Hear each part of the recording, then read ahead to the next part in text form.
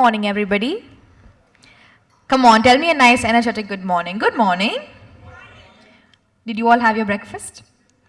Then give me some more energy. Good morning. Yes, that's much better. So good morning and a warm welcome to all of you on behalf of The Economic Times. We are delighted to have you here with us at ET Make in India SME Regional Summit Chennai edition. My name is Hiba Mariam and I'm delighted to be your host for this morning. I extend a heartfelt welcome to you all to the second edition of ET Make in India SME Regional Summit here in the vibrant city of Chennai. It's an absolute honor to be hosting this gathering in the minds that are driving India's economic growth. Today we are privileged to have a distinguished panel of experts, industry stalwarts and policymakers who will be sharing their insights and experiences on the challenges and opportunities facing MSMEs. The initiative further aims to empower future-ready MSMEs to drive India's vision of becoming a global powerhouse in line with the Viksit Bharat scheme of the Government of India. Tamil Nadu is has the third largest number of MSMEs in the country with around 5 million enterprises. One clap for that. Applause, yes. Chennai, the automotive and manufacturing capital of India, has a robust MSME ecosystem that is a cornerstone of the state's economy. With a strong focus on engineering, IT and manufacturing, the city has nurtured countless MSMEs that contribute significantly to India's GDP. The Tamil Nadu government has also been instrumental in fostering a conducive business environment through initiatives aimed at skill development, infrastructure enhancement, and financial support. The Chennai edition of the ET Make in India SME Regional Summit is brought to you by The Economic Times in partnership with ECGC as our principal partner. And with that, I would like to invite on stage our keynote speaker. One quick thing about sir is that he has a very tight schedule, but still he made sure he graced this occasion today by joining us. This speaks volume about the government's importance about the MSME sector, and we appreciate your presence in joining us today, sir. So please put your hands together for Dr. Kalanidhi Veeraswamy, MP Chennai-North, who will be delivering the keynote address on the theme of doing business in Tamil Nadu, how the government supports Tamil Nadu's trade and industry. One big applause to welcome sir on stage. Over to you, sir.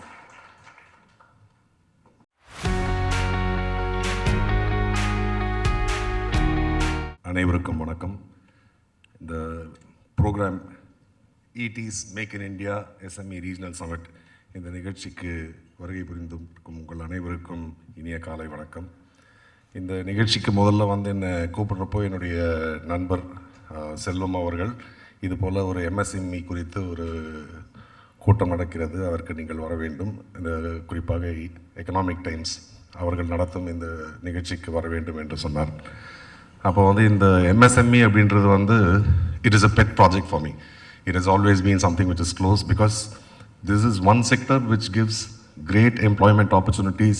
It drives your economy of the state, and the number of entrepreneurs who are out there who want to be heard, who want to be given an opportunity is so huge. அதாவது பல பேர் வந்து இன்று ஒரு வேலை கிடைத்தால் போதும், அதாவது நமக்கு வந்து ஒரு மாதம் சம்பளம், அதாவது ஒரு ஸ்டெபிலிட்டி அண்ட் ரிலையபிளாக நமக்கு ஒரு பொருளாதாரம் இருக்க வேண்டும் என்று நினைத்து கொண்டிருக்கும் நேரத்தில் ஒரு ஆண்டர்ப்ரனராக வரணும் அப்படின்னா அதற்கு நிறைய தைரியம் வேண்டும். ஏனென்றால் இன்று ஒரு பிஸ்னஸை நீங்கள் ஆரம்பித்து அந்த பிஸ்னஸை ரன் பண்ணுறதுன்றது வந்து அவ்வளவு சுலபமானதல்ல. It is a very very complicated thing to be able to start a business and run a business. So இதை போன்று இருக்கும் இந்த ஆண்டர்ப்ரனர்ஷிப் அப்படின்றதில் வந்து அதில் காலெடுத்து வைத்து அதில் வெற்றி பெறுவது அப்படின்றது வந்து மிக கடினமானது. அதில் வந்து இந்தியாவில் தமிழ்நாட்டில் இன்று ஒரு முதல் மாநிலமாக திகழ்கிறது. இப்போ சொன்னப்போ தான் தி presenter was talking about Tamil Nadu being the third largest number of MSMEs after Maharashtra and Uttar Pradesh. But if you calculate it for per capita, the number of people, if you look at the population of UP and Maharashtra and Tamil Nadu, I think the per capita number of MSMEs will be the highest in Tamil Nadu. So it's about 15% of all the MSMEs in the country are here in Tamil Nadu. And the government, both the union government and the state governments have given a lot of support, extended a lot of support, to the extent that after the DMK government has come to power, I mean, all governments, I mean, like, I'm not here to politicize any issues. All governments try to make sure that businesses thrive and economy booms.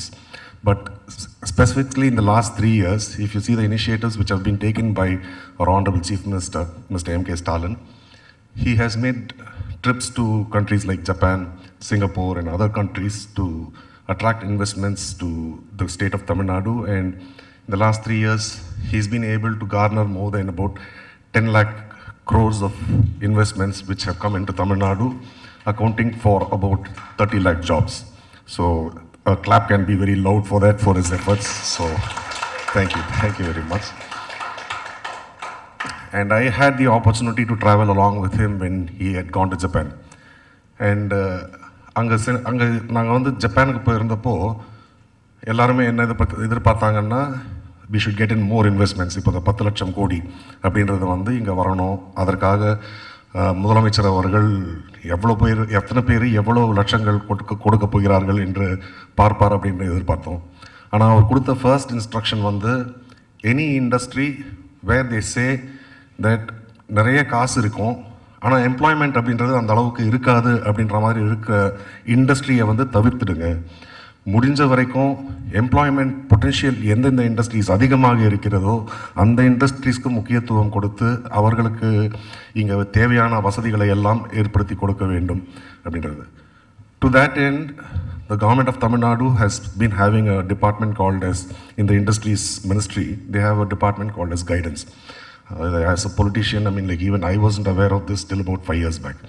So this is a industry department where any investor, be it domestic or from other countries, they can approach them and they make things easier where ஒரு single window system அப்படின்ற மாதிரி வந்து one stop shop for most of these industries. So when you go and approach them, right from procurement of land, procurement of equipments, manpower, and if need be skilling needs, all these things are being met by this particular department. So Tamil Nadu வந்து in the last 3 years about 30 lakh new entrepreneurs have started up their businesses, and the government of Tamil Nadu has given them a lot of incentives. Like they give something where if you are a new entrepreneur, about 25% of your capital can be subsidized. There is a cap on that, of course, up to about 50 lakhs. And also everybody knows that electricity, whenever you're talking about establishing an entrepreneurship, the main requirements and expectations from the government are adequate infrastructure. So when we talk about infrastructure, we are talking about the single most important thing is reliable electricity without too many power cuts, and water and good road infrastructure, which Tamil Nadu has been providing for the last few decades, I would say. So in the electricity வந்து பார்த்தீங்கன்னா புது ஆண்டர்பிரினராக இருக்கிறவங்களுக்கு வந்து ஒரு 20% subsidy for the initial 3 years. So this is a big incentive for people who want to start up new businesses. So the government of Tamil Nadu has always been supportive of people who want to start their own businesses. And like I told you, anybody who wants to start a new business can approach the guidance department. And in India, all over, there are about 6 crore 33 lakh MSMEs. But இதில் வந்து பார்த்தீங்கன்னா around 6 crore 30 lakhs are segments which fall under micro industries, investment less than 5 crores. And only about 3 lakhs fall in this category of medium and small and medium enterprises. So these micro industries, technically, I have urged the union government to form a separate ministry for the micro industries, because that is the most needed and the most struggling part of entrepreneurs. And especially to encourage women entrepreneurship, both the government of India and government of Tamil Nadu have taken several initiatives, giving a lot of subsidies for them, interest subvention, and with these efforts, India has a huge potential where our GDP growth is around 8% per annum, And especially with the geopolitical events which have been occurring over the last few years. If you look at the geopolitical events which has caused most of the countries to be wary of China, those opportunities are now shifting to other countries. And so countries around the Chinese region, I mean like countries like Bangladesh, India, and Vietnam, Indonesia, Thailand, all these countries have a huge potential, but sadly Bangladesh of course is going through turmoil right now, and let's all pray and hope that things settle down over there so that not many lives are lost. But I think these are all opportunities where people can make use of this, and India is set to be in a stage where the highest potential, we are yet to see that. So with proper direction, I think we will be able to achieve a much rapid growth. And I also believe that innovation is the key for any kind of economic development.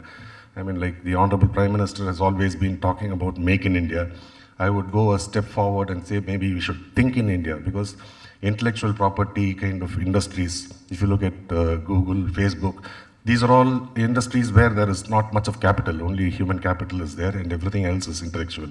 So if people are going to venture into those kind of activities, be like something like artificial intelligence, which is the next big thing which is going to be taking the whole world by storm.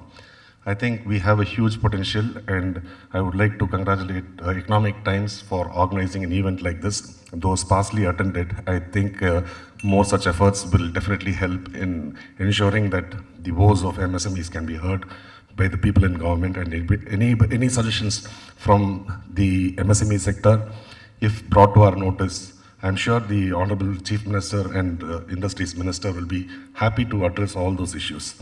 With these few short words, I will call it a day, and thank you very much for having me over here. If the audience has any questions for Sir, we will open the floor for any questions. So if you do have any questions, you can raise your hands. We will get a mic to your place. Do we have any questions? Yes. Regarding the guidance department, you said, where can we get in touch here in Chennai? Yeah. So guidance department is department in the industries ministry, and you can Google it down. So it is available on the net, where if you type guidance department Tamil Nadu, they give all the details will be there. But if in case you have any difficulty in approaching, I will ask my PA to give take down your number, and you can get in touch, and we will definitely be able to help you. Thank you very much.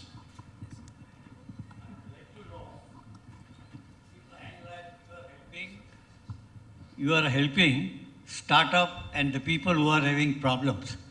But what is the scheme you are giving to the MSME who are excelling well in Tamil Nadu and who can be stars of Tamil Nadu for domestic and international market? And what is the support Tamil Nadu government will give to the people who are excelling well? Can you tell me, sir? For those who are excelling well, I think they should be the ones who will be able to support government of Tamil Nadu. But if there is a particular question you're asking, those who are doing extremely well. The problem is, basically MSME is one man thinking and implementing his idea through their people. They have limited resource to run the factory, but when they are able to develop some new products and other things, which requires a lot of government and other agencies clearance and knowledge, like if we are making, say, chemicals or bulk drugs, API, we are able to synthesize. I would say Tamil Nadu people are second to none in synthetic chemistry, and we have to exert. But when we develop a new chemical or API bulk drug, it requires a lot of statutory rules that you have to do clearance, toxicity and all these things, which cost almost more than ₹1 crore, which MSME cannot give. For that, what Tamil Nadu government is going to do? Like I said, the guidance department is there to guide you through the problems where they will handhold you during this process. And if you're talking about a new sector which you are looking at starting, like I said, that will again be considered as a new entrepreneur. No, you are looking at expansion of an old unit. Yes, what happens in basically in pharma industry and especially in API industry, it is a successive growth is there. Like school, primary to secondary, secondary to higher secondary, and then college and university. Similarly, in MSME also, we started as a micro unit. We did well. We were able to do better. People like me, there are so many. No, I think if you are going to be expanding yourself, even there, this capital support of about 25% will be given to you, where you can get that kind of support from the government of Tamil Nadu. And I mean, I don't know about the power tariffs, because the power tariff is given only to the 20%. If you're looking at capital support, that I am sure that the government of Tamil Nadu, I'm speaking at random. I mean, like, I'm not sure, but I will, if you have some particular... I'm not asking for the capital. I'm asking the financial assistance for doing these clinical trials, approvals and other things, which requires a lot of money and time. R&D, okay. R&D. No. When you're talking about pharmaceutical industries, I mean, I know quite a few pharmaceutical industries where the business, what they are doing is not, I mean, I wouldn't know if they fall under the micro or small enterprises. I mean, I think it will be medium or much larger enterprises where your investments are going to be running in several hundred crores. I mean, am I right in that, or is it? See, Tamil Nadu, as far as API is concerned, we are comparatively very small, minuscule people. But we manufacture, means people in Tamil Nadu, scientists in Tamil Nadu are able to manufacture unique products, which are import substitutions and all, where they need just not money, but along with that, they require support and grant for that. See, today, I have developed a product, but if I am not able to convert it into a commercial production, my efforts will be out of place. I think you need to come and both of us need to sit together and talk, because you're talking about a specific industry in case. I mean, like, yes, particularly about pharmaceuticals because with chemicals. I belong to that industry. I have to talk about myself. I understand. I mean, my industry. I understand. No, I am not knowledgeable enough to answer your question. So if you raise these issues, I will definitely connect you to the appropriate department in the government, and I will try to see how we can support. Thank you. Thank you. Yes, so with that being said, a big thanks to Dr. Kalanidhi for answering those questions very patiently and for sharing your valuable insights with us. One applause for Sir for patiently gracing this occasion. Thank you very much for joining us today, sir. With that being said, let's move on to our next segment of today's session. We now have a welcome address from Neha Dewan, Assistant News Editor, Economic Times. So let's welcome ma'am on stage with some applause. Welcome ma'am, the stage is yours.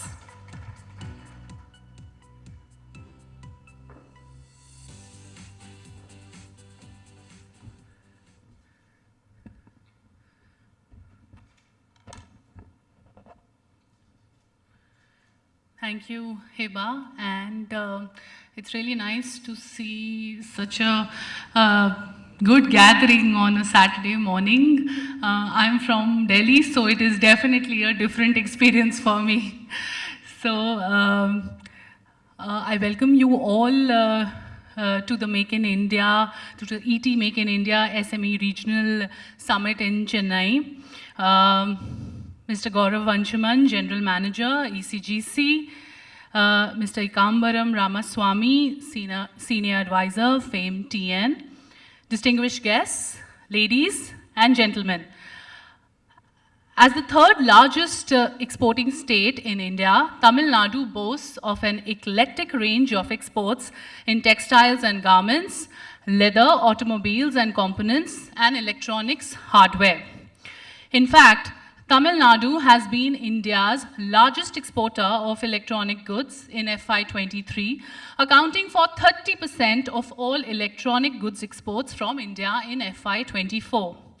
Despite being a late entrant in this domain, with UP and Karnataka dominating electronic goods exports until FY22, Tamil Nadu's numbers have shown a steady and consistent rise as a top exporter of electronics.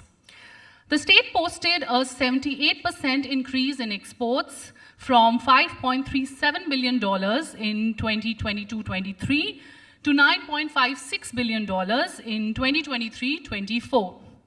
In fact, Tamil Nadu is one of the leading manufacturing regions in the country, as the sector contributes around 1/3 to the GDP of the state.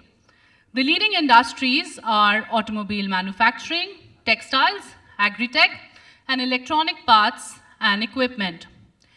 Famously dubbed as the Detroit of Asia, Chennai is synonymous as a renowned automotive manufacturing hub.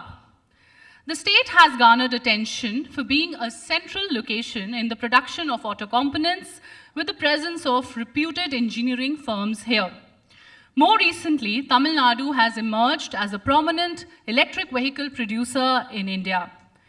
In fact, the state's vision of becoming the global capital for EVs is well underway, and it has already earned recognition as one of the top 10 automobile hubs worldwide. And who doesn't know Tamil Nadu's all-important role when it comes to the Indian textile industry by producing and exporting yarn, fabrics, knitwear, and garments. The state contributes around 25% of India's share in the export of yarns, cotton, and fabric. Coimbatore is also known as the Manchester of South India due to its vast textile industry. Another region in the state, Karur, is known as the textile capital of Tamil Nadu, as the place is famous for its home textiles. As a major source of revenue for the state government, textile industry helps MSMEs to promote economic growth in the state. If we talk about small businesses, Tamil Nadu accounts for nearly 15.24% of India's micro enterprises and has the highest number of non-farm units. These MSME units mainly concentrate on coir, automobile, food processing, textiles, footwear and leather industries with more than 8,000 products on offer. The state has elevated its credit and infrastructural system to become the fastest growing state in India, with more MSMEs growing and flourishing. At Economic Times, our endeavour is to know more about such MSMEs which are making a difference through their sheer hard work and enterprise. With this summit, which comprises a series of on-ground events across India, we seek to unlock opportunities, tackle challenges, and foster knowledge sharing and networking among the stakeholders. MSMEs employ 40% of India's workforce, contributing 45% of the output and 40% of exports. Their contribution serves as an important constituent of economic growth for the nation. Their mettle needs to be tapped and encouraged to make such businesses soar higher. The time has come to remove bottlenecks at play that impede growth for a sector that can help India in its aspirations as an economic powerhouse. Challenges relating to financial accessibility, ease of doing business, and more efficient implementation of schemes can be hugely beneficial in making MSMEs a force to reckon with. We at ET are in sync with the aim of uplifting this sector, which is the backbone of the economy and has proven its grit time and again, even in the face of adversity. Through our events, we want to make a difference in transforming the MSME ecosystem in the country and enabling change in the sector. I once again extend a warm welcome to you all. I look forward to meeting you on the sidelines of the event and discussing your challenges and exploring opportunities. Thank you and welcome once again. We have a more energetic applause to kickstart this event. One big clap for that lovely welcome address. Thank you, Neha, for welcoming all of us. Next up, we have a fireside chat. So please once again put your hands together as I welcome on stage. We have Mr. Gaurav Anshuman, General Manager, ECGC, to shed light on the theme of unlocking global opportunities, the role of ECGC in MSME export growth. And Neha Dewan, Assistant News Editor, Economic Times, will moderate this session. So can we put our hands together and clap for our speakers?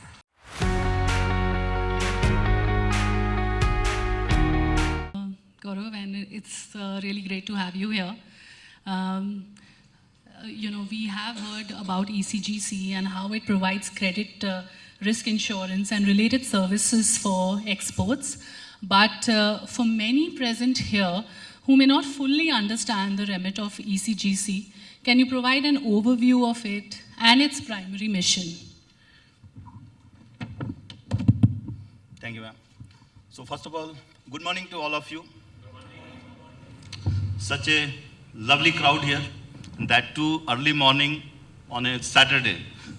For me, it is first time I can say that I am basically from North, and most of my 26 year journey in ECGC, I have been posted in northern part of the country.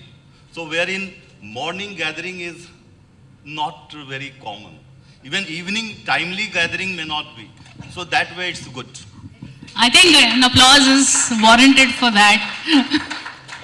So as madam was saying that she was also surprised, I am also surprised, but I am happy. I'm happy and it's appreciable. And for Tamil Nadu, I will say that the Tamil Nadu is such an important state in the country, particularly for exports, even though it is ranked 3. But number of branches, what we are having in Tamil Nadu, presently we are having 8 branches across Tamil Nadu. That is again a good thing. So coming back to your question, ma'am, first thing, let me first introduce my company. You all may be aware and some may not be. ECGC was established way back in 1958 under Companies Act. It is a company run by board of directors comprising our chairman and then representative from banks, Reserve Bank, GIC, Exim, and government ministries, one from Commerce, one from DFS, industrialists, and other nominees by the government. The company is basically providing its schemes, credit insurance schemes, and we are registered with IRDAI because our services are like to insurance sector. So that is the reason ECGC is registered under general insurance miscellaneous categories with IRDAI. We are under control of the Ministry of Commerce and Industries, and basically our role is like ECA. It's an ECA of the country, Export Credit Agency. So the role of ECAs is basically we are extended arm of the government, and the motive of the company is to promote and support Indian exporters to grow their market and bring more and more forex to the countries.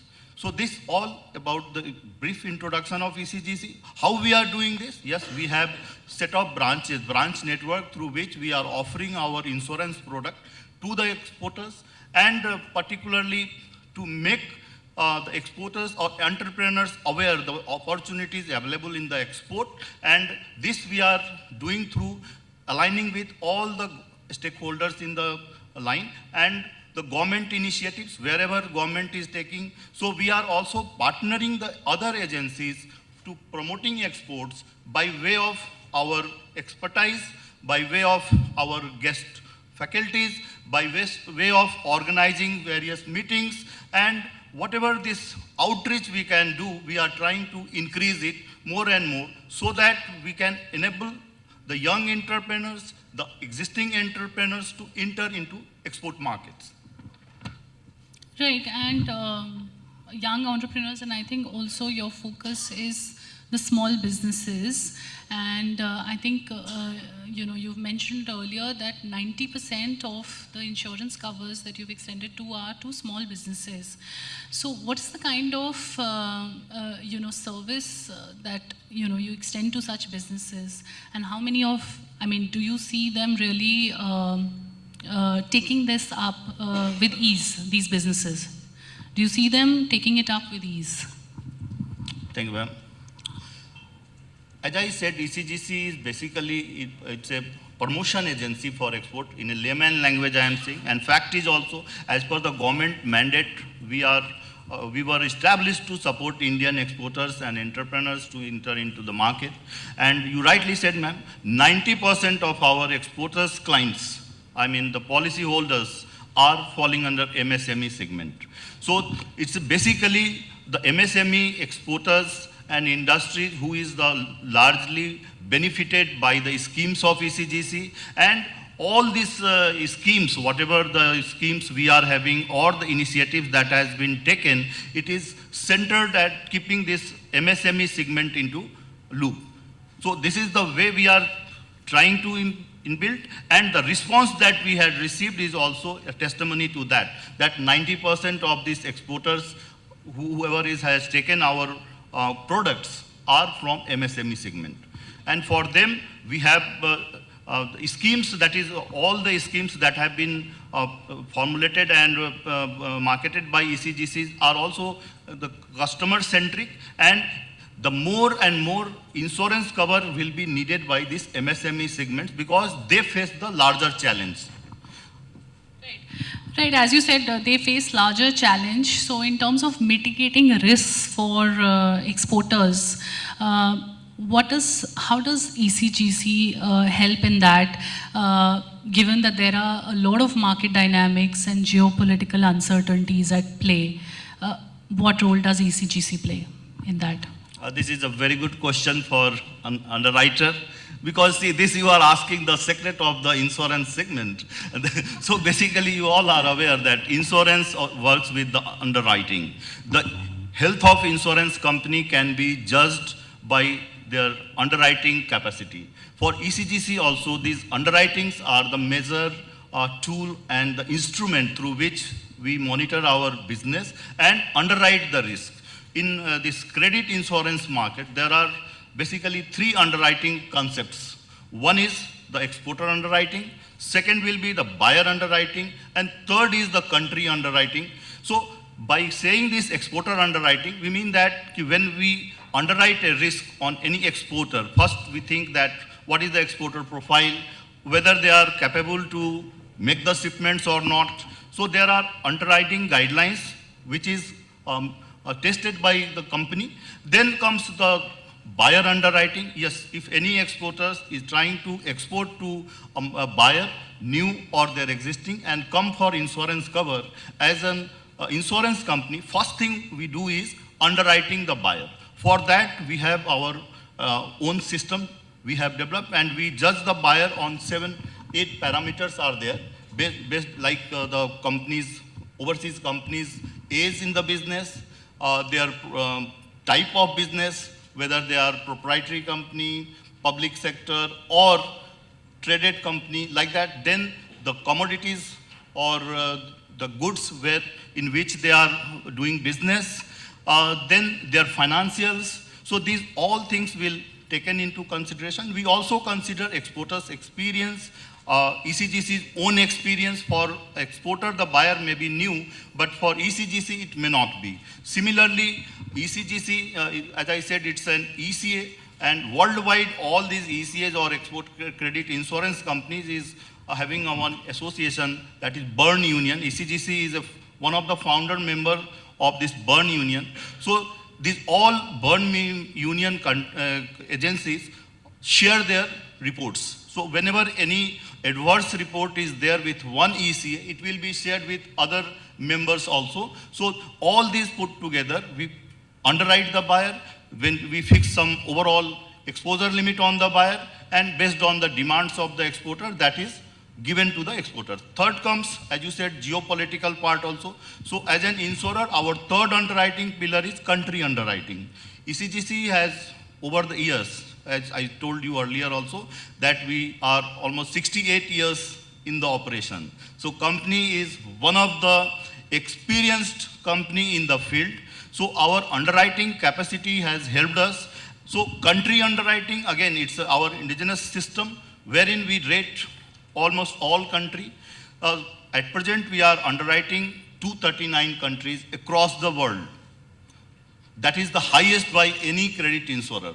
So we check the country on another parameters are set, that the government system and their economic condition, their relationship with India, and changes, right?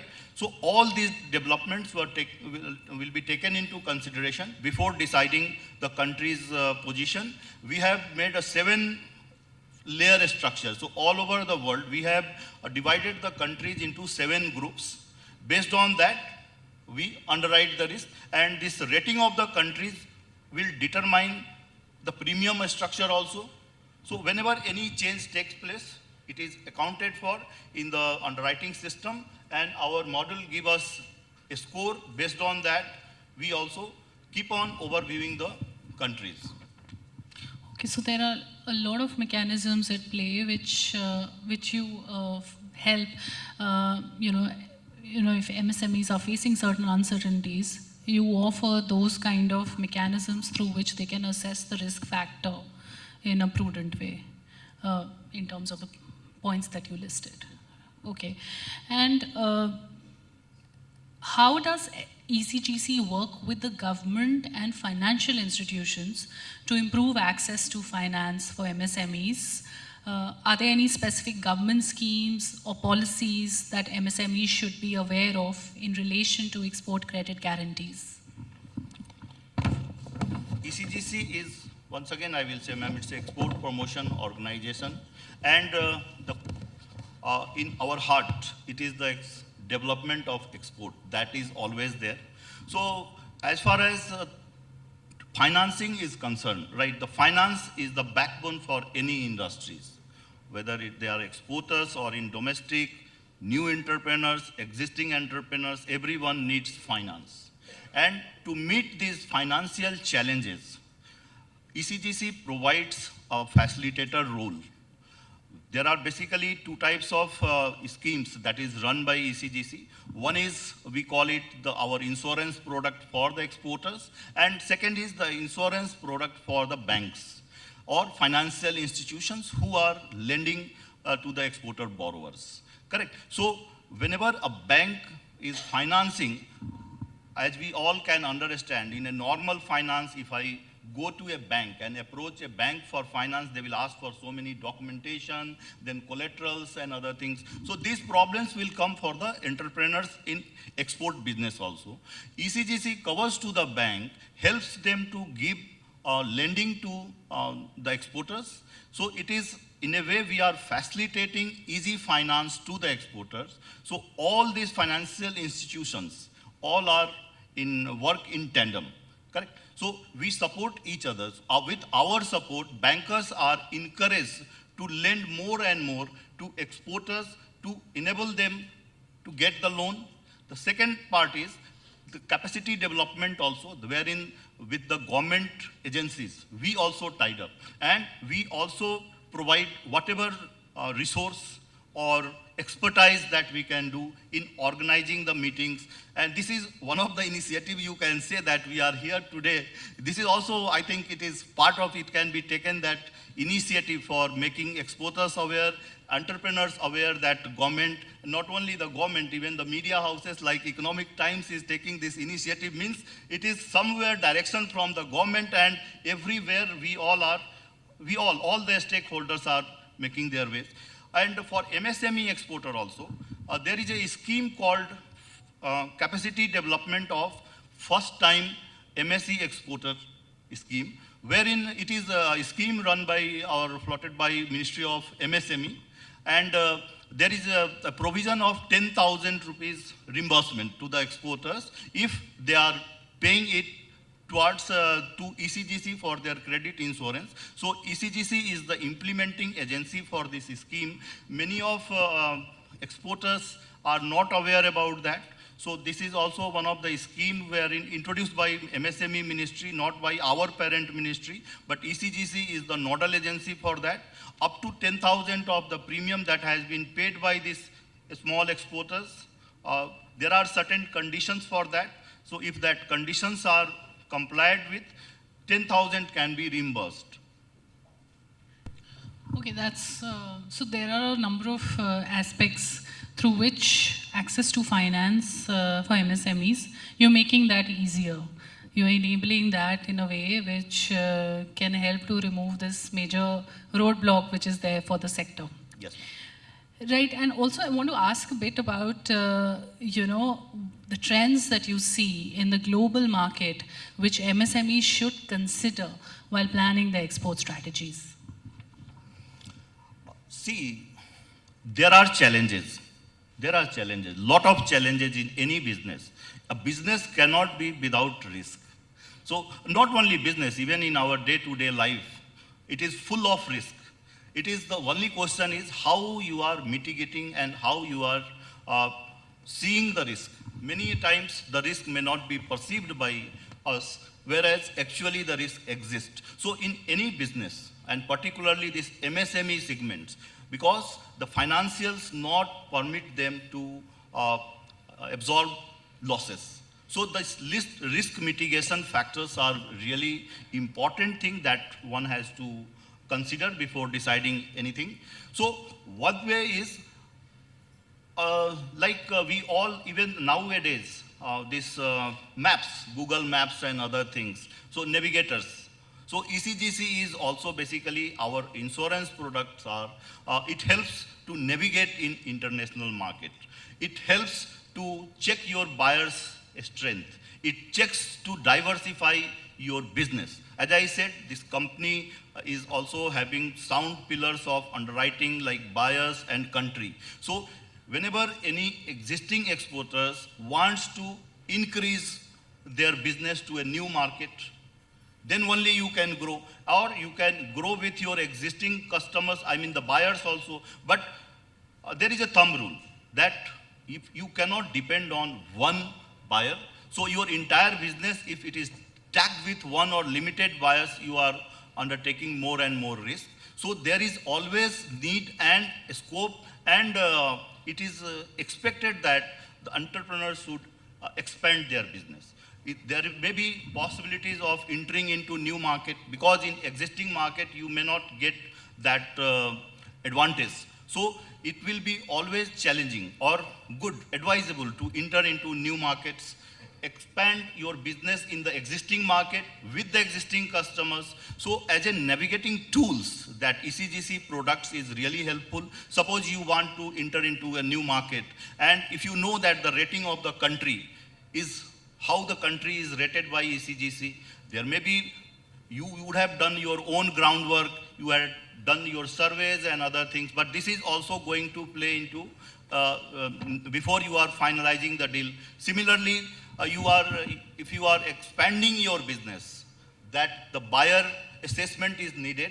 For me, may not be, because if buyer is, so let's say I am a businessman and I am dealing with one buyer for quite many years. For me, the risk perceived may not be that much. But if an expertise or underwriter, if they foresee it and they will give their underwriting, then it will help you to understand the market. It will help in understanding the developments in the recent past. Many things you may not be aware as an entrepreneur, because you are not devoting that much time for underwriting part. Expertise may not be there. So these all will be sorted out if you are taking any insurance covers or expertise of this field. So it helps in expanding, retaining, and growing your business. Right. So basically diversifying and not concentrating, just on one particular buyer, and keeping your product categories also more diverse in scope will help MSMEs, to assess their risk in a better way. And as you said, ECGC would be like the GPS for them. Yes. So on that note, I want to open the house for questions. If there are any questions for Mr. Anshuman, we can get them answered.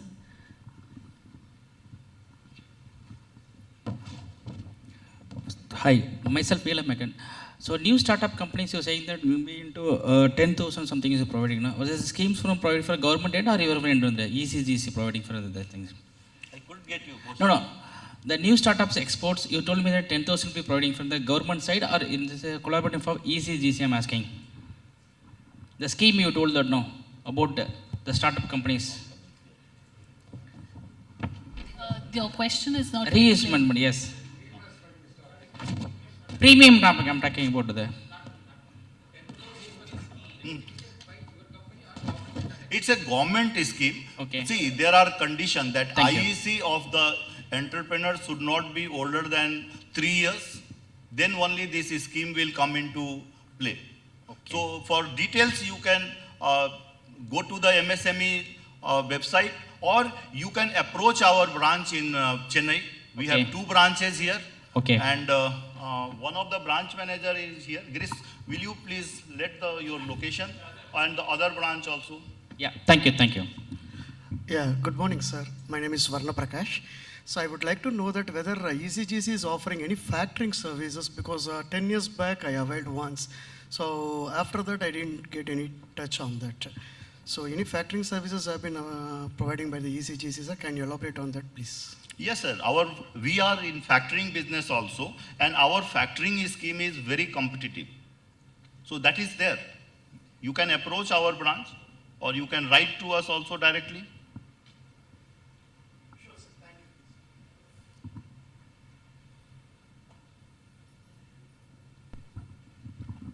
My name is Sudhakar. See, globally, I believe like how ECGC is doing in India. First question is, can a private party also can do? Because I believe you are underwriting the risk for an exporter. As on today, no other insurance companies does this, right? If my understanding is correct. Voice is getting echoing over here. No, my question is like, see, you are basically an insurance underwriters for exports. Is there any private player who is doing similar to you within India? There are so many companies, sir. So many companies. Now, insurance sector is open. But a company with 68 years of expertise is not there. Okay. That is a fact. Okay. So because I have not seen much players in the export segment underwriting risk of MSMEs, wherein I can see players in the general insurance and the health insurance and life insurance. Multiple players have come in. So why not multiple? I'm not seeing any private players coming in and advertising in the market. You are answering yourself. The private players are more concerned for big business. Okay. Unlike ECGC, their portfolio may not have this 90% of the MSME segment. Sir, we are having exports to Egypt, and we reached out to ECGC. They are not doing this thing, insurance for Egypt market. And similarly, we are also facing problem for factoring. And Egypt being our major market, we are API manufacturers. So can you throw some light that how we can get benefited if we can get this thing, insurance or factoring of our Egypt receivables, any way out or something? There are basically 2 questions in your one question. One is Egypt market as a whole. Second, factoring facility in Egypt. See, first thing I will say, ECGC has never said or banned insurance cover in any country. We have only 2 systems, open cover countries and restricted cover countries. That doesn't mean that we have stopped underwriting on any particular country. Even in Russia today, still today we are providing cover. Bangladesh, we are still providing covers. Egypt also we are providing insurance cover, right? The country's position may be dependent on the risk profile that is attached with that country, by which the country can be an open cover country or a restricted cover country. The difference is only one. That is, in open cover country, you need not to approach us every time before making the shipment, whereas the countries who are placed in our restricted cover categories, yes, it will be for certain time that cover will be given, and again after that you have to take a fresh cover for that. So as far as Egypt market is concerned, our insurance products are always available. Till today it is available. Now coming to the second part, that is the factoring. Any factoring services all over the world are basically, there are 2 factors. One is export factor, second is import factors. So based on the availability of import factor in that particular country, factoring can be decided. So it may so happen that the import factors are not available in Egypt market. So any factoring company like ECGC or even if the other factoring players, they will not offer you any factoring products unless and otherwise import factors are available. Credit insurance is there. You can approach my branch. We'll have one last question. Yeah, hello. Here, Hi, my name is Ankur and I'm from Dhobiji. So we are developing softwares for global demands. So my question to you is ECGC providing insurance covers for softwares or it is only covering for physical assets? Not only the merchandise export, services also we have products, and our cover are available for software exporters also. Okay. You can approach the nearest branch, whichever you will be having, and from there you can write to ECGC customer care also. Okay, fine. Thank you. We'll take the other questions offline. Hello.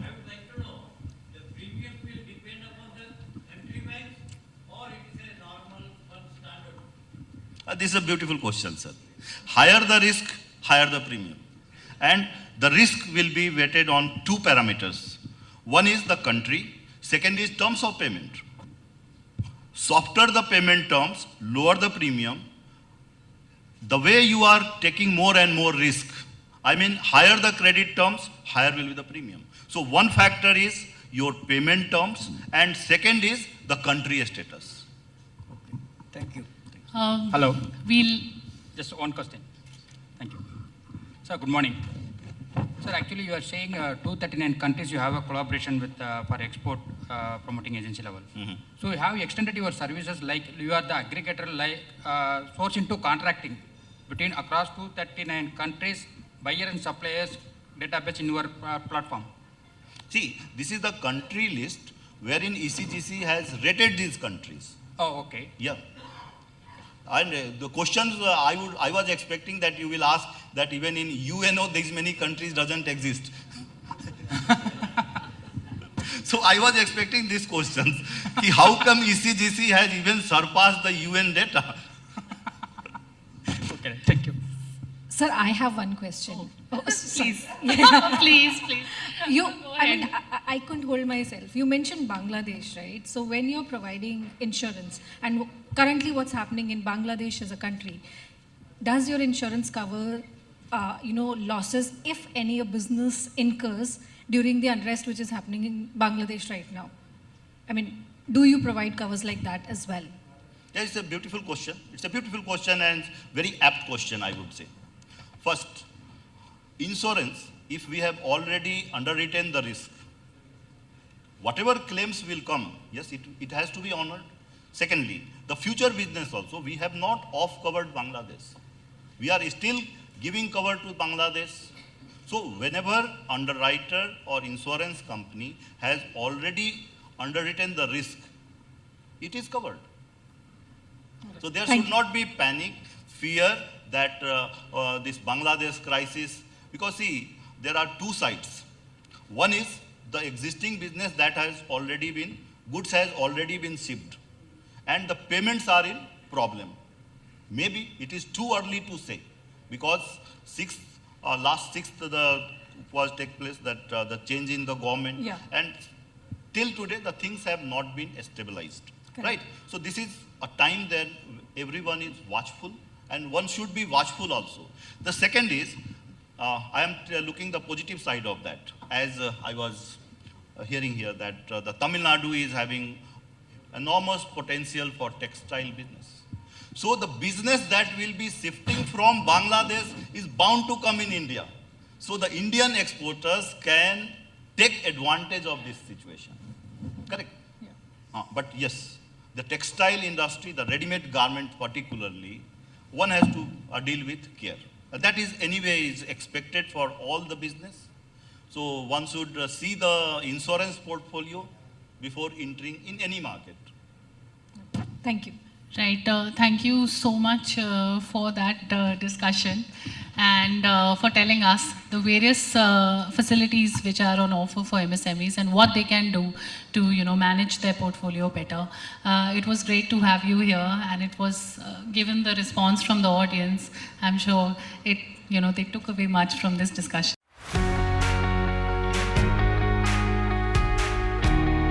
Next up, we have a special address by a special person in himself. So please put your hands together as we welcome on stage Empowering Ramaswamy, Senior Advisor, FAME, Tamil Nadu, to shed light on the theme of Tamil Nadu's industrial might, how to take it to the next level in today's disruptive world. Can I have a big thunderous applause to welcome sir on stage? Over to you, sir.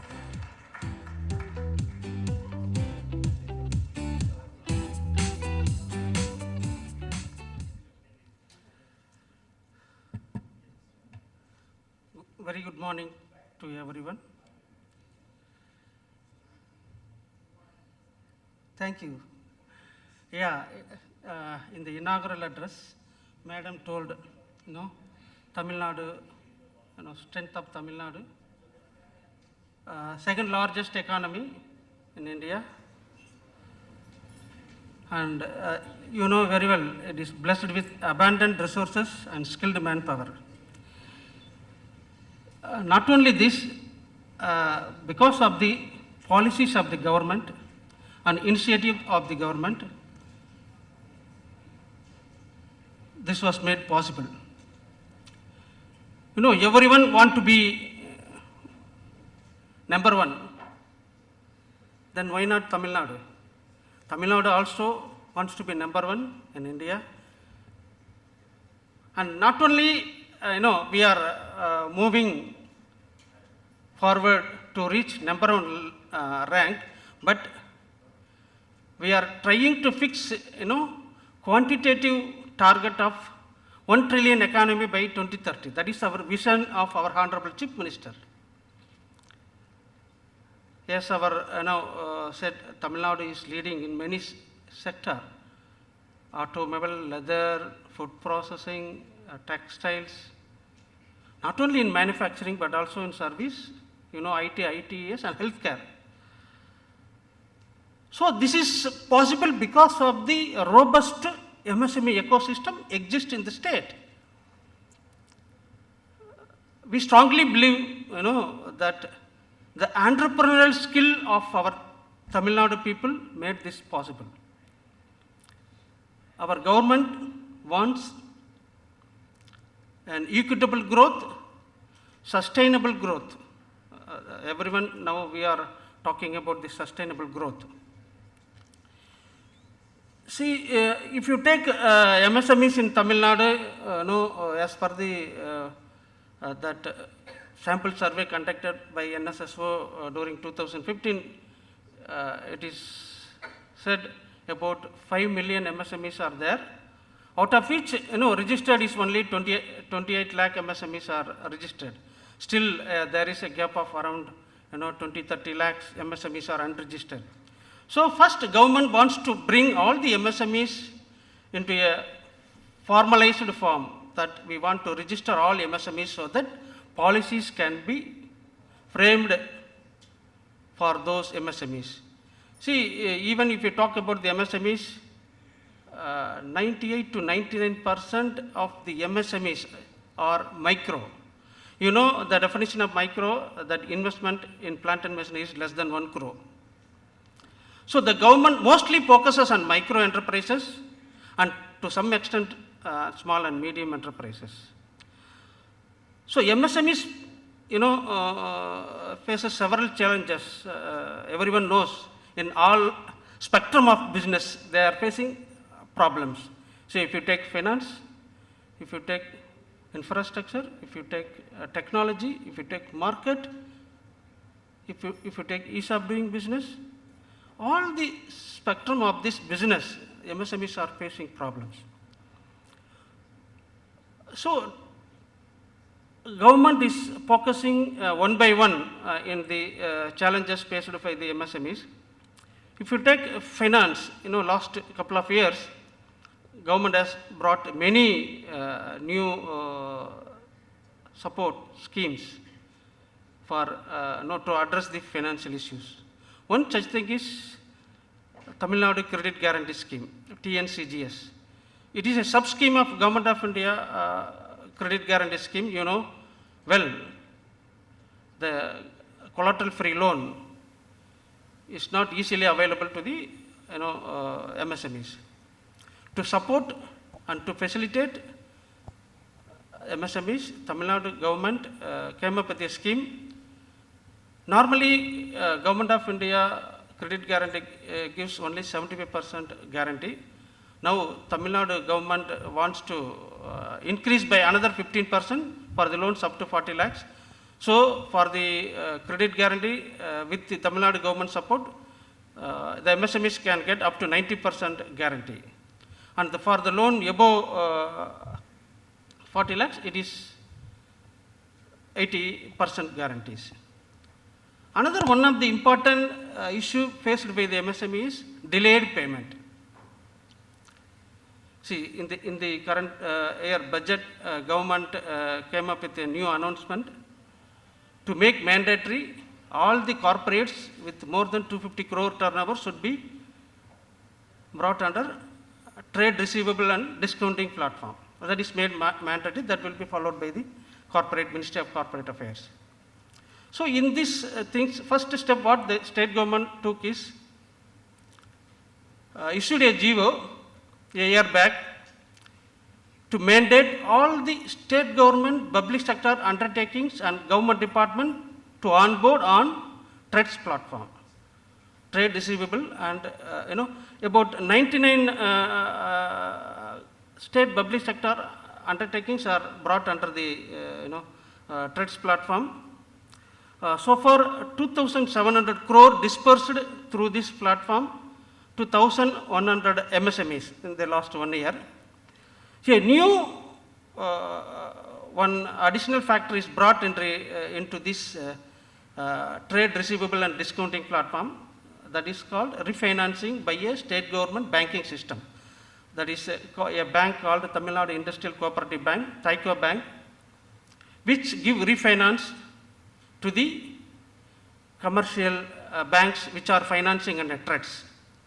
Once the bill is discounted through the trade receivable and discounting platform,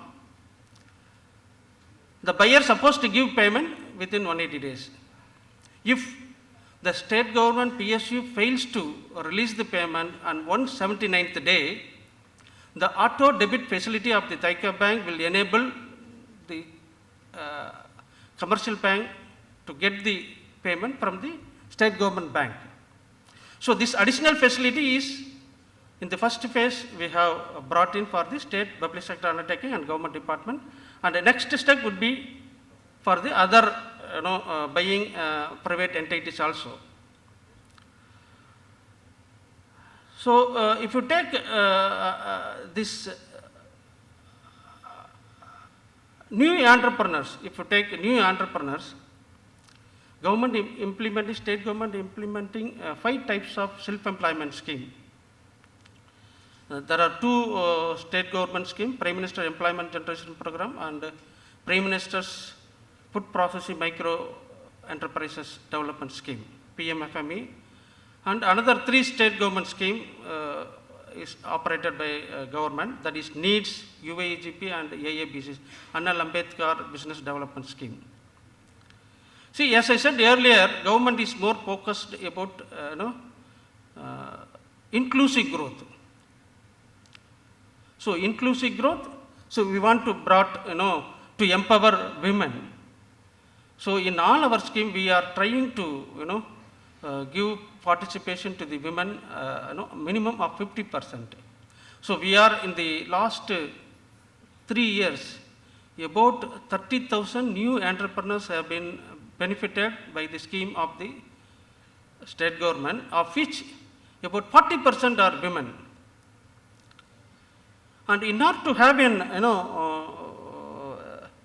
SC/STs to benefit more, a special scheme last year which was brought in, that is Anna Ambedkar Business Development Scheme, in which 35% capital subsidy is given in upfront and 6% interest subventions. This is the excellent scheme, the best scheme in India. There is no other such scheme for SC/STs in Tamil Nadu. In last 1 year itself, around 1,400 SC/STs were benefited with 500 crores loan and with subsidy of 150 crores. A lot of applications are coming under the Anna Ambedkar Business Development Scheme. And also, as I said earlier, though the focus is more towards micro enterprises, government is supporting small and medium enterprises, through to get additional funding or for expansion and all, SME exchange. So, small and medium enterprises, that is in the stock exchange, there is an exclusive provision is for small and micro enterprises for IPO, initial public offering. So, any small and medium enterprises intend to go for a IPO, we are supporting through the NSE, National Stock Exchange, and government is providing subsidy up to 30 lakhs for the cost incurred for the initial public offering of the SMEs. So last year and year before, there are 5-6 MSMEs are availed, gone for public offering through NSE exchange, SME exchange. So we talk about the other challenges is marketing. To support MSMEs, our MSME department is conducting vendor development programs so that they can have access to state public sector and central public sector and also other corporates in Tamil Nadu. We are bringing buyers and sellers and arranging a vendor development program. Last month also in July we had a vendor development program by inviting BHEL, Ashok Leyland and TVS companies in Gindi estate. We had a program. And if you take export, we have conducted a successfully reverse buyer sellers meet in the recently concluded global investors meet. For exclusively export buyer sellers meet, we organized in the January global investors meet. Around 40 exporters from various countries were brought in.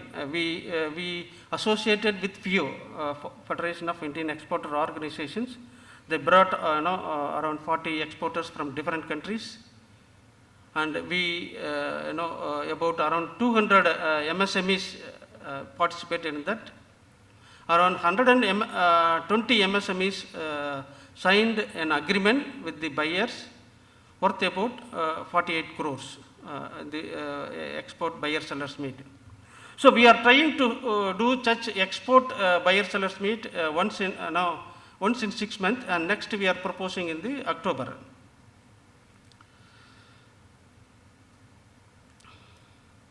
So apart from this, we are all supporting MSMEs to participate in abroad exhibitions for displaying their product and to participate in the exhibitions. We are providing support by reimbursing the air travel expenses for the MSMEs. That scheme is available for us. And also in national level and state level exhibition for organizers. In any association is organizing exhibitions. That also is supported by our government. If you take yesterday when I talked to Mr. Rajmohan, Times of India, he talked about the disruptive technology and all. I said, so it is very disturbing very much because I am not the right man to talk about the disruptive technology. So another important thing is technology is fast changing. We are always reluctant to change, but any challenge will make us to adapt and grow. One thing I want to, simple example is COVID-19. We had a biggest challenge for all MSMEs, everyone's. We don't have any face-to-face contact. What it made, it invented Google Meet, Zoom Meet. In every day we are having Zoom Meet, every hour we are getting notice 30 minutes, 25 minutes before you join that meeting, this meeting. So it becomes more, it is supporting for our growth. It is in the fast moving, in the world, these kind of developments are, it is a must. I can say this is disruptive technology. Likewise, any technology transformations we need to adopt. So MSMEs don't have the capacity. So to understanding this problem of the MSME, the state government decided to study the roadmap for the sector-wise, about 12 sector: automobile, EV, food processing, car, and so many sectors. We are trying to undertake a study for roadmap for the sector development. Under the RAMP scheme, Government of India rolled out a scheme with World Bank support, raising and accelerating MSME RAMP, R-A-M-P, RAMP scheme, with World Bank support of 2,500 crore, under which our Tamil Nadu government got support for 164 crores to undertake various projects to facilitate MSME's growth. One such project is sector transformation.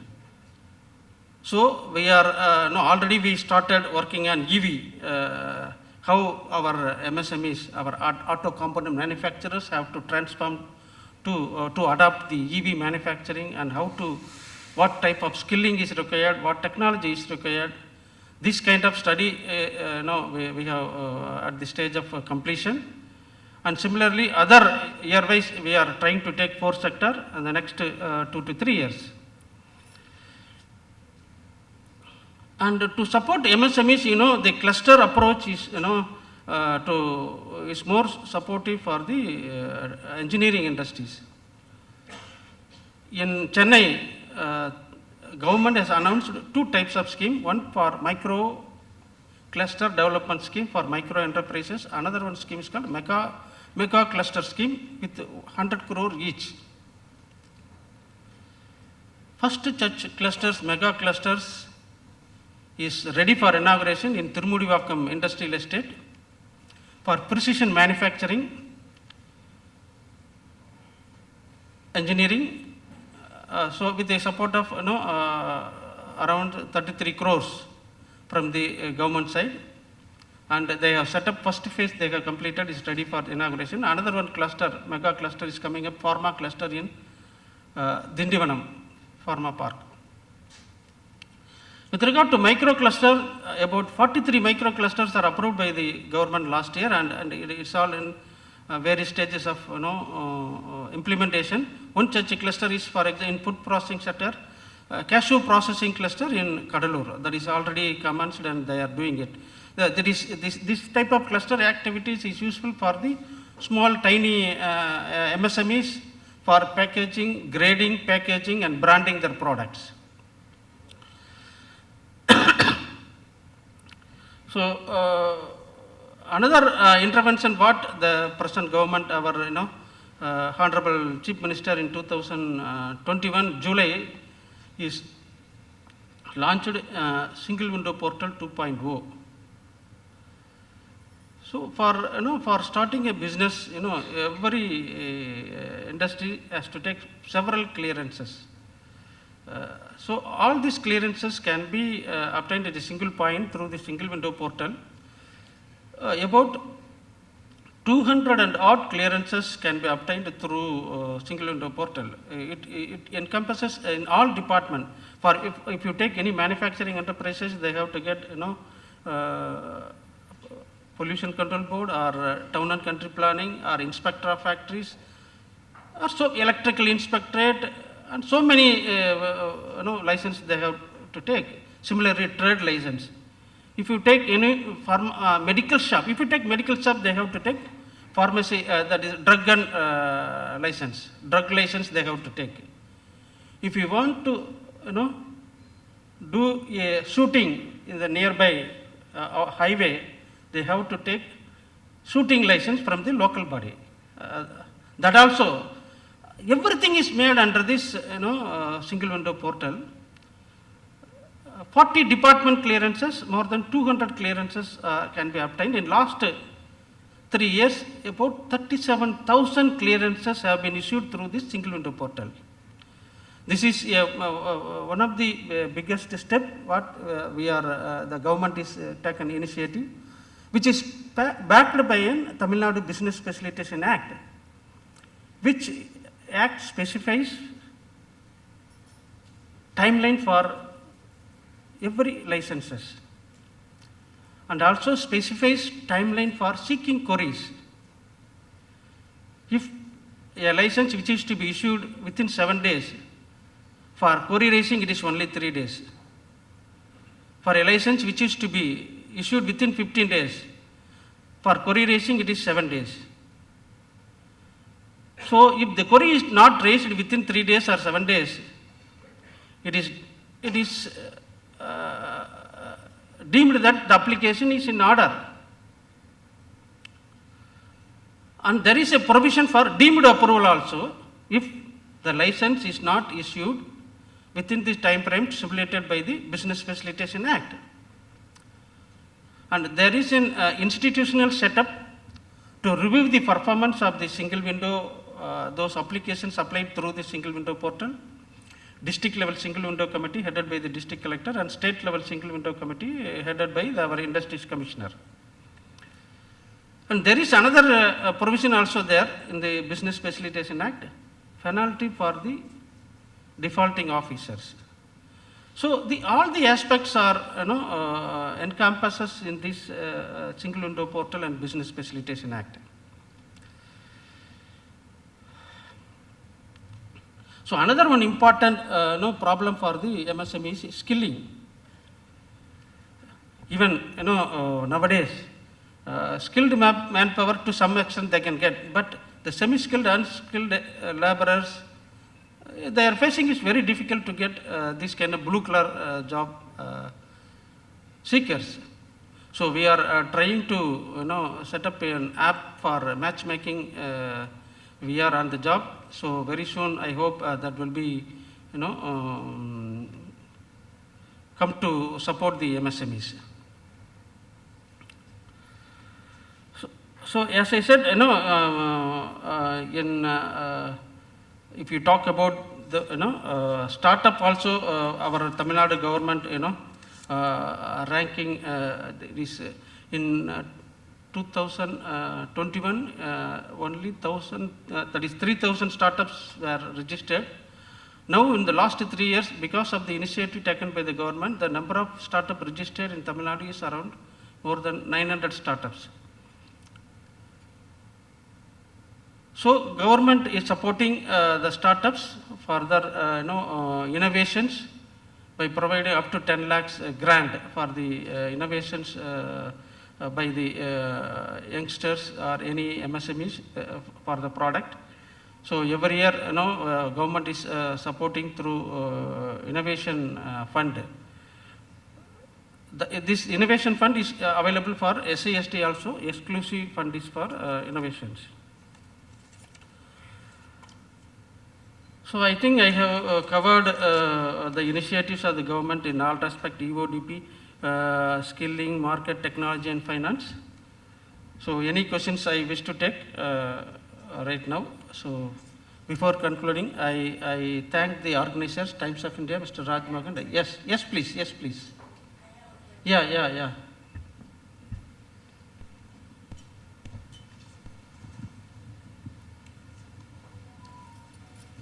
Thank you. It was wonderful listening to you. I just want to know, you talked about skilled laborers. We are not getting proper skilled laborers. Yes. That's what we understand. There is a problem in skilling for MSMEs. Yes. So we are trying to... I just want to know, how do you propose to support the skilled laborers? Because that is the MSMEs normally, why the MSME is more important, please. Yeah. Please. Thank you. MSME is more important when compared to large industries. MSMEs provide employment to the local people. MSMEs normally use local resources in all respect. So what we are trying to do is, for MSMEs further need, we are trying to identify job seekers through self-help groups which are rooted in every village. So through self-help groups, we are trying to, locate the job seekers, skilled manpowers and unskilled manpowers and what they are. So collect all those details that will be posted in a portal. And also we, through association, MSME association, we are trying to, collect the requirement of the MSMEs, and we are trying to match between the job seekers and, job givers. Do you even propose to give any kind of training to these people in specific areas? No, as such, we don't have any such training scheme, but Tamil Nadu Skill Development is providing such training and all. If required, that can be done through Tamil Nadu Skill Development Corporation. Thank you so much. Thank you. Thank you. Yes, please.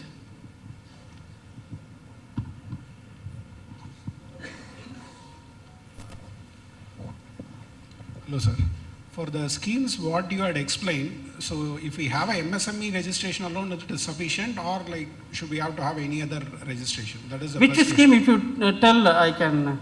So if it is about like, say for like expansion, if we want to get some like loan or like other things or other benefits, right? So for those schemes, like is MSME registration is alone sufficient? That is first question. Second is like if we want to get space in clusters or in industrial parks, do you have like any specific schemes for that, like which the MSME owners can apply? Yeah. That one area please, I skipped to talk about the infrastructure required for the MSMEs. So he asked about the space requirement. We have an exclusive organization called the Tamil Nadu Small Industry Development Corporation, which develops industrial parks and provide developed land to the required MSMEs. There is a portal. You can go to the portal. You can find across the state in which portal there is a vacancy. You can apply through the portal, and you will be called for an interview, and you will be given space. That is first aspect. And government cannot do all the things. So it should have a participation with the MSMEs or MSME associations. So government has brought in a scheme to develop private industrial estates. So if any MSMEs or MSME associations or any consortium of MSMEs join together and buy 10 acres of land or 20 acres of land or 50 acres of land, state government will provide infrastructure support up to 10 crore for developing infrastructure like road facility, drainage facility, street light, whatever the infrastructure required for land development and all. So this support is being given by the state government. Similarly, for the existing MSMEs, which are in the heart of the city, either in Chennai or any other town or Coimbatore or Madurai. For example, if you take in Chennai, there are many MSMEs are in Ekattangal, small place. It was developed, 50, 60, 75, 80 years back. So they are finding it difficult to expand their business because of the non-availability of the land cost in the nearby, Ekattangal or Gindi. So if such MSMEs are willing to shift from the heart of the city, inside the city to outside the city, even for that state government is supporting. Even if you buy a 2 acre of land by 10 and 20 MSMEs, they buy 2 acre land is now, earlier it was 10 lakh acre land was fixed as a limit. Now it is brought down to 2 acres. So if many MSMEs join together, you buy 2 acres of land and divide, and for the development, street light, drainage, and other development, government will support for the infrastructure support. For all other schemes, if you asked about the all other schemes, please visit msmetamilnadu.tn.gov.in, tn.gov.in, Tamil Nadu MSME. You find, all the scheme what I said is implemented through the a portal online system, so you can find guidelines and how to apply for credit. Subsidy linked credit. I said 5 types of self-employment schemes are operated. For each scheme, there is a guidelines, that is age and education qualification is there. You can get into that website and you find the details. If anything, you please you can reach out to us, any district industry center in the district, or in FAME, Tamil Nadu, in Guindy. Our office is in Guindy, so you can visit or you can call over phone. Yes, another question from there. Yeah.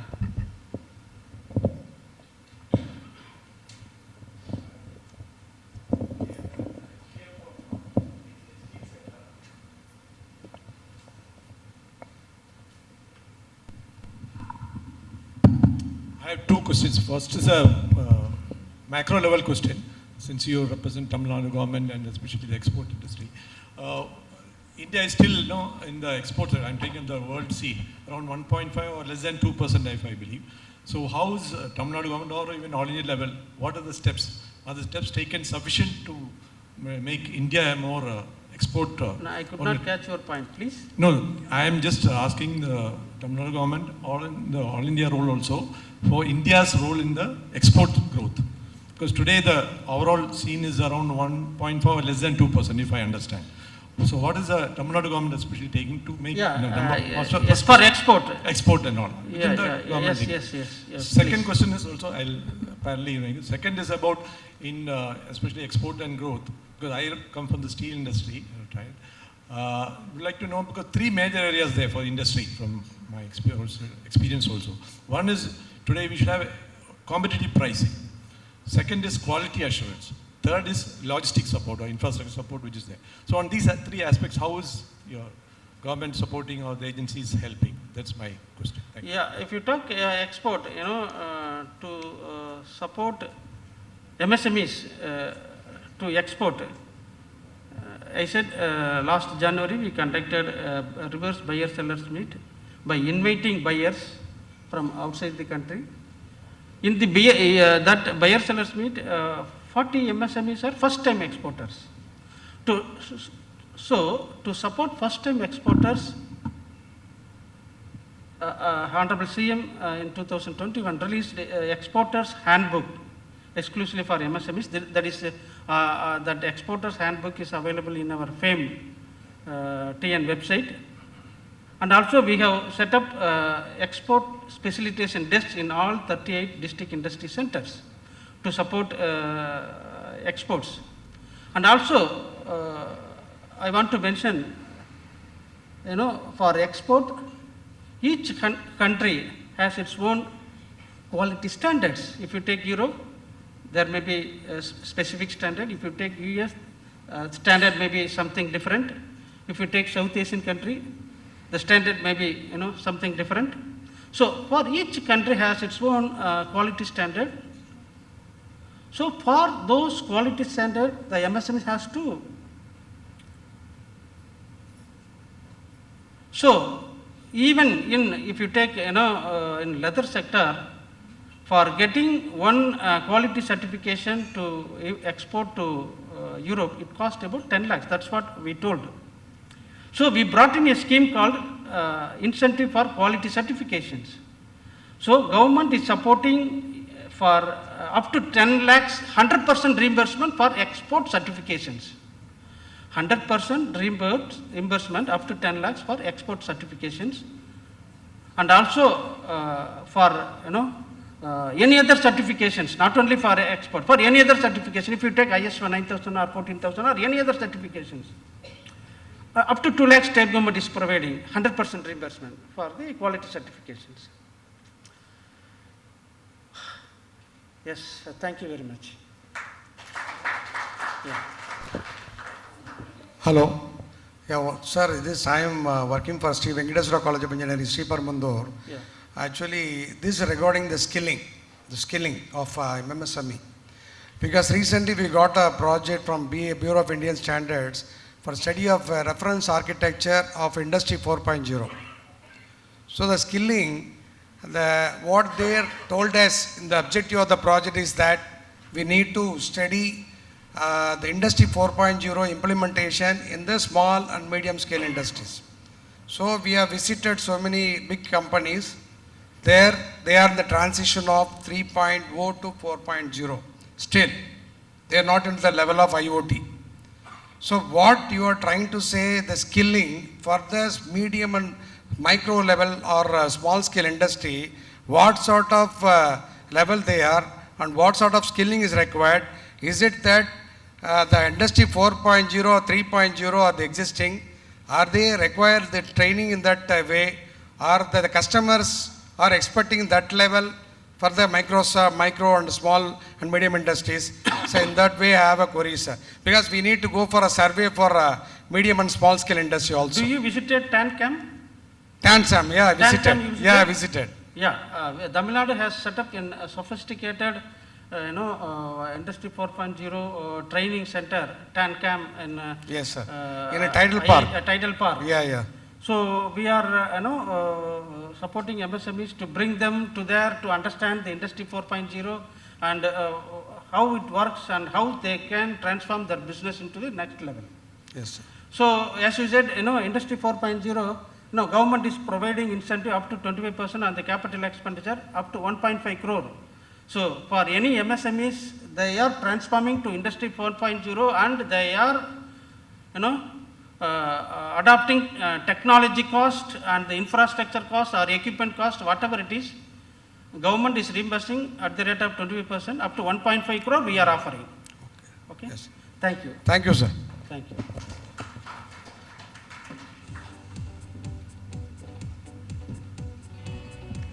I think a better applause would do better, right? Yes, thank you very much, Mr. Ekamaram, for sharing your valuable information. We will now move on to our next session for the day, where we have a panel discussion where distinguished panelists, including key leaders from prominent MSME-focused organizations, will share insights on Tamil Nadu's growth agenda, stronger manufacturing, and higher imports. So while the chairs are being arranged on stage for our esteemed panelists, I would like to take this moment to apprise you all about the ET MSME Awards. The Economic Times is thrilled to announce the upcoming launch of the 5th edition of ET MSME Awards 2024. This platform celebrates excellence in the MSME sector, so stay tuned for more details. And while the stage is being set up, let me welcome our panelists on stage with an applause from your end as usual. Firstly, we have Mr. Akil Panarana, President, Indian Shoe Federation. A warm welcome to you, sir. We also have Chandrasekhan Jayaraman, Founder and Director, Watson Envirotech Private Limited. We also have K.A. Shabir, Vice President, International Division and Manufacturing, Fun School India Limited. And we also have Srivatsan Sridhar, Founder and CEO, Skydo. So let's welcome the panelists on stage with a big applause, and the session will be moderated by Neha Diwan, Assistant News Editor, The Economic Times.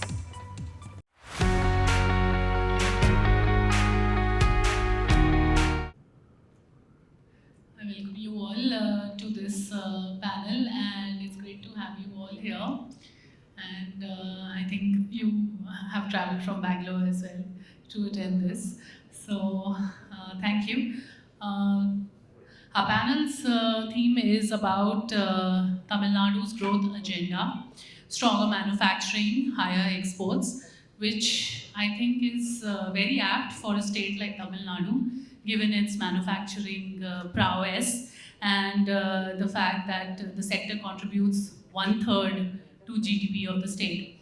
So on that note, I want to first come to you, Shabir, and I want to ask that what factors should the state adopt to make it a more conducive ecosystem for MSMEs, since a lot of them are in manufacturing and Tamil Nadu holds that position. So what really should be done?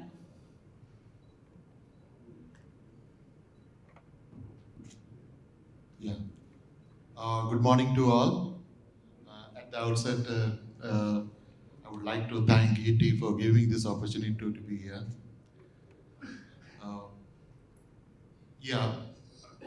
I will be deliberating this through the eyes of Fun School.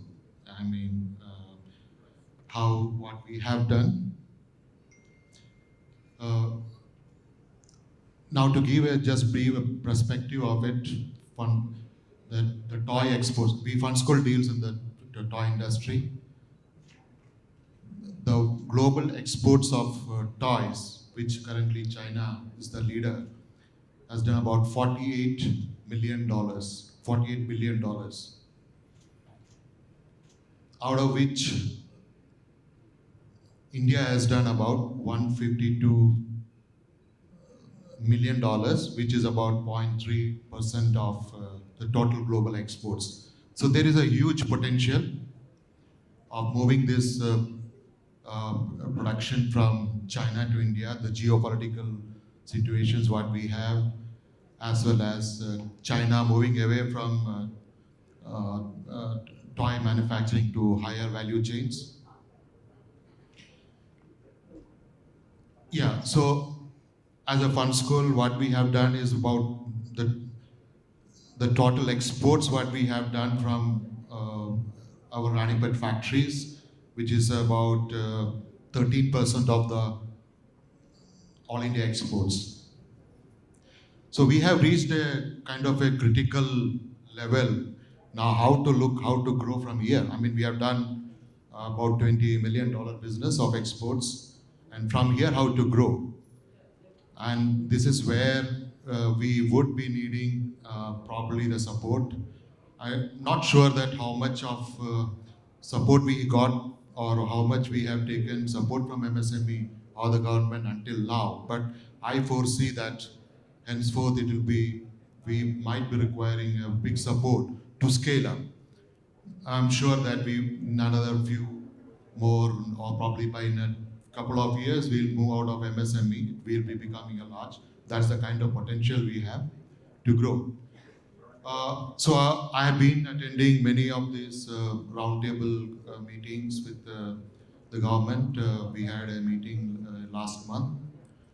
And in one of the discussions which I come across there is that when I met some of the manufacturers from MP, some of them from the north, what I've seen is that the kind of incentives what is given is great. Before that, I would like to tell that our retailers who are there, the Walmart or the Target, to whom we supply these products, they have already set up a price points. Whether China will be supplying or not, or China is going out of this toy business, but the price point is already set. So it's very challenging that we have to meet those price points. Now, one of the biggest issues what we have is the cost of capital in India, which is about 10% or 9.5%, as against China is about probably 6%, 5%. So we have a very big issue on investments into factories or investments into automations. The other biggest issue what we have is China offers a lot of incentives for raw materials, where these two put together for India is a big challenge. There is a cost disability. There's a cost disadvantage what we already have. And coupled with, we also have issues when now we scale up. I mean, right now, our Ranipet factories, we employed about 1,400 workers, all local, from the villages. Out of these, about 1,000 women workforce. So we are foreseeing that when we scale up this, we will be finding difficult to get more labor, skilled labor, in fact. So when I met the manufacturers, and when I came to know this, there are states which is giving the incentives. That is Rajasthan, and one of the best incentive, which probably what I see, the thing is MP, Madhya Pradesh. So I'll just say that the Madhya Pradesh, what they give. So in terms of, if you know, from a overall standpoint, in terms of a ecosystem, you've tabled out some of the concerns which are there. What should be done to make Yeah. it more viable? See, to make it viable, we have to, one of the things we need a lot of things from the government as a kind of a subsidy that what I see is that industrial development subsidy. I am just echoing the one what we have seen at the MP level. I'm just echoing this thing here. So there is an industrial development subsidy which they are offering about 40% on the plant and machinery, which will actually help the point about reduce the capital investment burden for new projects. Then they are giving assistance in power tariff. I know this is some of the things probably been with guidance and they are working out a policy for all this, which is not yet being announced. But this is what I just wanted to share here. Assistance in power tariff, which is about rupee 1 to 1.5 is the per unit they are giving. So there is a reimbursement of expenditure on skill development and training. That is about companies can receive up to 15,000 per employee for skill development and training expenses incurred during the first 3 years of commercial production encouraging workforce. Then employment generation subsidy to promote job creation. New employees can receive assistance about 8,000 per month for the first 3 years. Then export support, over and above whatever the available, they give a 1.25 to 1.5 times of the subsidy. And also they are giving a lot of reimbursement of expenses on product design, technology transfer, all this. So probably this is the what we probably will be needing for us to. Okay. So subsidies and, as you said, power requirements also are there and capital concerns are there. At this point, I want to bring in Mr.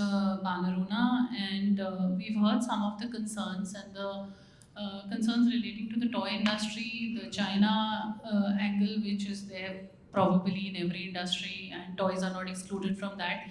But also from a generic perspective, some of the issues which plague the MSME sector. I want to ask you about the fact that the state has a strong export footprint of leather and non-leather footwear, textiles, automotive, among others. But if we talk about ease of doing business, how well is Tamil Nadu equipped on that front, and how can it be further enhanced? Good morning to everyone here. And first of all, thank you for inviting us on this summit. As you all know, that Tamil Nadu is the second largest economy, and it wouldn't have achieved if it was not easy of doing business was easy here. So Tamil Nadu is doing extremely good in terms of ease of doing business. And also when it comes to leather and footwear product, both non-leather, we are almost 48% now. If you see 2022, Honorable Chief Minister introduced the new footwear policy, which comprises of all the benefits, including the land subsidy and skilling subsidy, as well as the registration cost, waiver of the registration cost. And there are many, if you go through the book. And this is mainly for the MNC, because it's a large scale people who are coming from here, including investment from Taiwan and other countries. But what I would suggest is that in ease of doing business, there is still a lot of things to be improved. I wouldn't say that we are there, because some of the approvals we need quickly, and especially the MSME industries, basically they focus on manufacturing. They have a skill, that is what is their strength and their revenue. And they don't have time to spend on other area of administration. So the government should come forward and give a hand to these companies, because they should focus on manufacturing and bringing more exports and things, and not follow regular process of administration and getting the approvals, license and all that. So I think that one way, if government can give a hand on that, that will be a great advantage. At the same time, you asked me about ease of business. Yes, of course, Tamil Nadu will become now we are doing almost 45 when you are number one, and will become at least 70 to 75% in the next 4 to 5 years by 2030. See what happens if you bring a policy like my previous speaker mentioned, they have in Madhya Pradesh, but in Tamil Nadu is the best policy for leather and footwear. That much I can confirm here. Because of that policy now, we are already seeing that 5 large investment of 20,000 crores only in sector of athletic footwear has come to Tamil Nadu. So if you focus on the MSME, similarly, SME, and probably my suggestion is that I'm just diverting a little bit from the ease of doing business. What I'm saying is that if you can have similar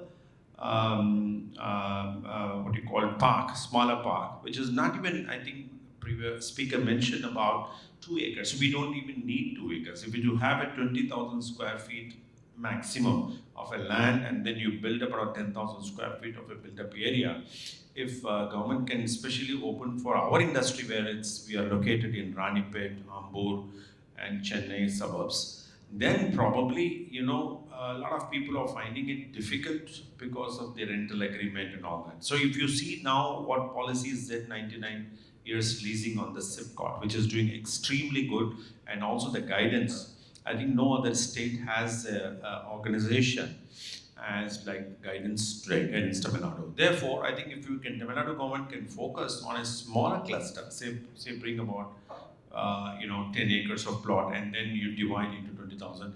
This will be the greatest advantage because people just can go and plug and play there. Anyway, the government is also giving incentive for the for machinery. I think more than asking for an incentive package, because what happens when you give more and more incentive, this is being passed on to the customer, financial incentive. What we need is, then you are competing among yourself. So incentive is not the answer to growth. The infrastructure is very important. The road is important, the factory availability is important, concessional rent is important. This is all that if government can help, probably we will surpass #1 economy in the world, as our Prime Minister is saying, our Honorable Chief Minister is saying. That will be our motive. Thank you. Amen to that, that actually happens. But yeah, I think infrastructure, as you said, and even if it's small, even if it's a small beginning, I think that can pave the roadmap to bigger things ahead. And I want to bring in you, Srivatsan, at this point. And we've heard Chavi, we've heard Mr. Panaruna on some of the issues which are there, which kind of act as bottlenecks. Of course, when we talk about some of the challenges, MSMEs typically face many challenges when it is global payments, when that aspect is concerned, and I'm sure a lot of people here will agree to that. So how can that be managed more seamlessly? I mean, you would be the best person to ask that. Great to be here. I have probably 2 perspectives to bring to this meeting. One, having run an MSME myself for several years, and also secondly, now running a payments company which supports cross-border payments for businesses. So, payments, just like one of the speakers said, I think businesses should be allowed to just focus on what they do best, which is running their businesses, improving product development, and focusing on finding customers. Unfortunately, a long tail activity like collecting payments becomes a very serious headache when it becomes international. In domestic payments, we don't worry, right? I mean, we just raise an invoice and maybe somebody in the team has to follow up on payment terms, but that's about it. Whereas when it comes to international payments, there is a lot of anxiety even when the customer says they've paid, till the money actually hits the bank account, there is a lot of worry whether the SWIFT payment has been sent, have received, then your bank cannot trace the payment. So there is a lot of anxiety there. So honestly, that was also one of the reasons why I started this business, saying that, I have faced this problem myself, both on the imports and export side. If it's just sending a payment or receiving a payment, clean payment, that itself is a nightmare. If you have LCs or BGs in between, then it's a very different level of complexity. So, to answer your question, it is even today a major source of stress. We had ECGC folks speak a little earlier. They spoke about the solvency of the counterparty and credit guarantee. Those are still slightly more complex risks. I'm just saying simply, if somebody is sending me $10,000, how much in Indian rupees am I going to receive? What is going to get cut in SWIFT fees and other fees? When will I get my payment? Can I track the payment? There are lots to be done here, and one of the primary, it's not like somebody is doing this on purpose, right? There is a reason why these things are complex, because in every country the banking system is different. The regulations are different. If you give your account number to somebody, usually there is a back and forth saying what is your, somebody in Europe will ask what is your IBAN number. We will never be used to that number, so we'll say no, this is my SWIFT code. Somebody else in some other geography will ask you for another number. So it's almost like two languages that are mutually unintelligible. So the good news is companies are coming to solve this. I'm not here to talk about my company, but in general, I think even banks are improving their service levels here, and there are lots of platforms that have come in to slowly solve this problem. I think this is the beginning of the development of international payments, just like how Indian domestic payments got really improved over the last decade. But is it helping? Are they able to transact more efficiently now versus previously? It's improving because, like I said, in business to business, payments are a little more complex than just sending money to somebody, right? It's also the workflow around the payments. There are part payments, there are LC payments, there is forex hedging. There are so many complexities. So what companies like us have been successfully able to do so far is help in the simple payments now already. So if somebody is just receiving a payments, we have made it easy just to send a link and then somebody can click and pay just like they would pay a domestic payment abroad. The same to get into all kinds of complicated payments will take time. This will also involve the regulator helping us in terms of coming up with certain guardrails around it. So last November, if some of you might be aware, there is a new regulation that has come in called Payment Aggregator for Cross-Border. So it's called PACB. So what RBI has done is now brought cross-border payments also under the ambit of payment aggregators. So what's going to happen is new cross-border companies like us will get formed. This business will start getting more streamlined and more technology investment will go in. More policy interventions will come in. And I think truly the game changer will be when such technology companies can deeply partner with banks, so that somebody has a bank account. The ideal flow would be, let's say you have a bank account in Union Bank of India. You should be able to give connect that bank account with the payment app. Just like today you connect your bank account with the Phone Pay app or Google Pay app. And then Google Pay is the interface with which you manage many use cases. But underlying is your same bank account. Likewise, if payment apps can come in and solve this translation layer of complexities around the world, LCs, bank guarantees, etc., but all of it is deeply embedded within your banking system, then it's the best of both worlds. That's what we are all trying to do. It will take some time, but that's the direction in which we are moving. Mr. Jairam wants to add to that. I have a question. Basically for innovators, especially in SDG and ESG innovations, a lot of grants and prizes available from international committees and systems. But when it comes to the transfer of money to my account, my company account, it's a big pain because there is no classification at all in the list of transfers that prizes and this type of grants could be transferred from other currency to Indian currency. I face a huge problem. Almost a crore of rupees of my prize money is stuck up only for these reasons. So they then try to tweak it to engineering services, which I have not done. So ethically, I don't want to bill the company or the price giver a bill which has not been done or transacted. So I don't want to do that. So I ask the bank again, how do you solve this problem? Is there a way of... Yeah, I mean, this is a common problem which we keep facing because there are very clearly defined purpose codes under which you can bring money, right? So then, but the world of commerce moves much faster than the world of regulations move. So at all points there will be a certain use case that is not captured in any existing use cases, any existing purpose codes.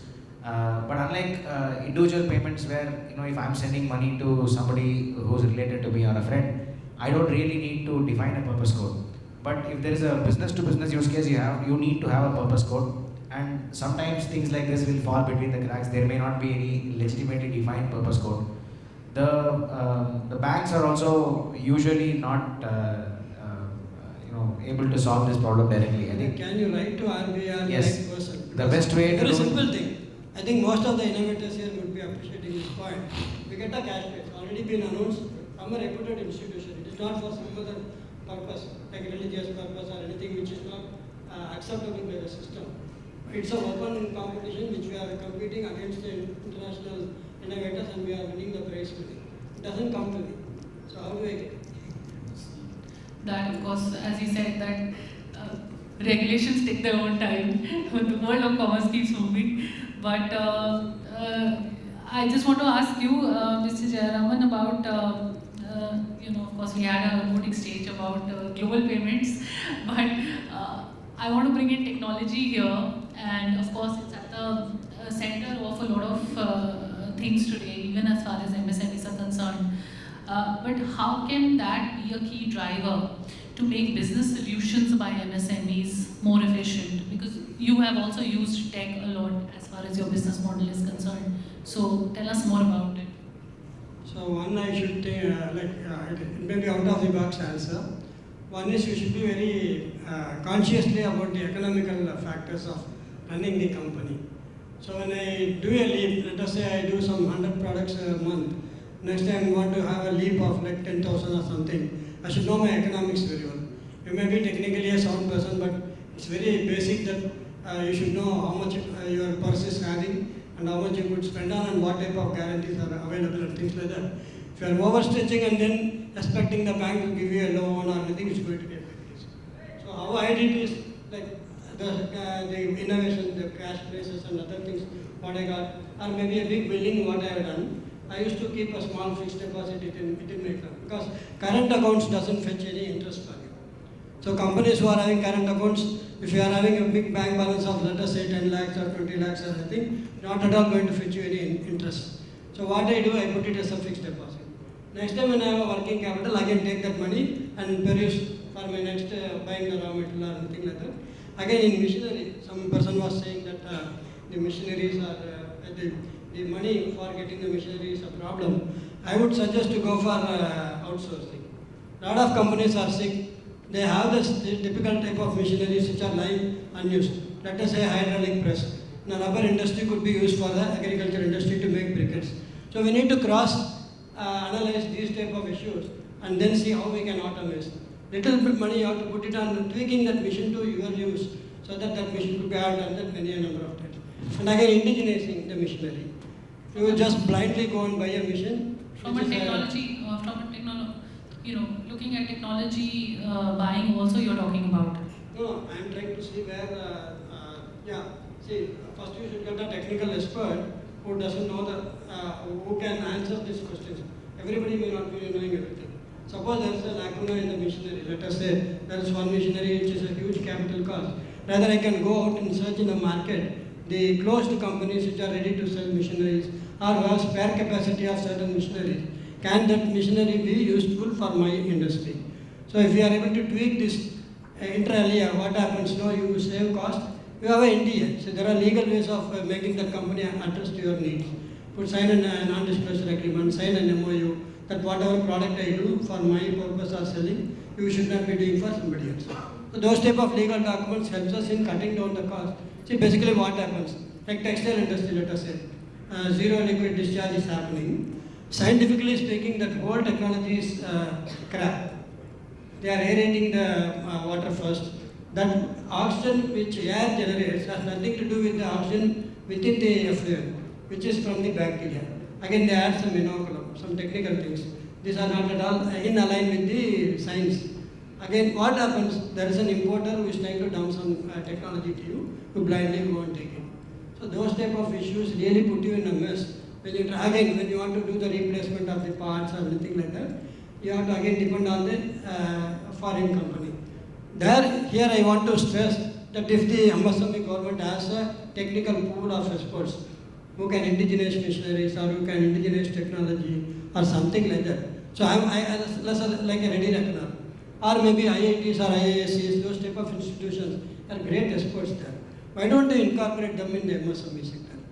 The 1 hour consultation, if he is able to charge some 5,000 rupees, it's more than importing a machine worth 50 lakhs. That expert can say, okay, I am ready to indigenize the whole thing. I think automation and other things could be 100% Atmanirbhar Bharat. I am following this. None of my machineries are important. Or if I find it is very difficult, go deep into the technology part, try to break it into silos, get the expert's opinion, try to sit with him, understand the idea, create the product measure. Maybe we will triple once or twice. But the third time we may perfect the art of making that machinery or the technology for ours. This is possible. We can save a lot of forex going away from our hands, and we can indigenize, maybe who knows, that machine could be exported to other countries as well, or it could help other industries. Likewise, my approach is, suppose he has a problem in his technology or in his machinery thing. As an outsider or as an expert, go there and understand his problem. Troubleshoot it. I've done it for 21 SMEs. I don't know their product, I don't know their machinery, but as an expert, I try to go and understand their pain, their problem, what is the pitfall in their whole process. Then I try to see, and then bring the expert there and say, okay, we all sit together and understand this problem, solve it. So this way, if you could start looking louder than just looking into our competition and our people and my business, my money, and having a holistic approach, inter alia with different discipline and different industry, I think we can help each other. Maybe that could be a great way to automate things and cut down the cost of import and other things. Right. Shaveed, we've heard some points from Mr. Jayaraman and from Mr. Panorama as well, as far as small clusters are concerned, and as far as technology is concerned, how innovation can be done by a different thought process. What do you have to say on, what both of them have said as far as your industry is concerned?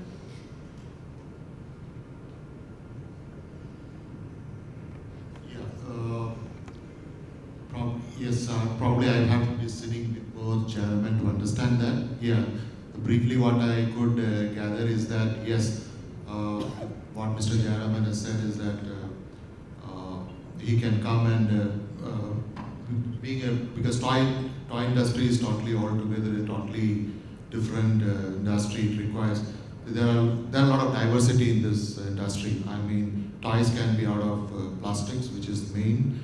Toys can be out of wood or paper, puzzles, games. So there are a lot of diversity in this. Yes, probably yes. Probably this is a new perspective which we haven't explored.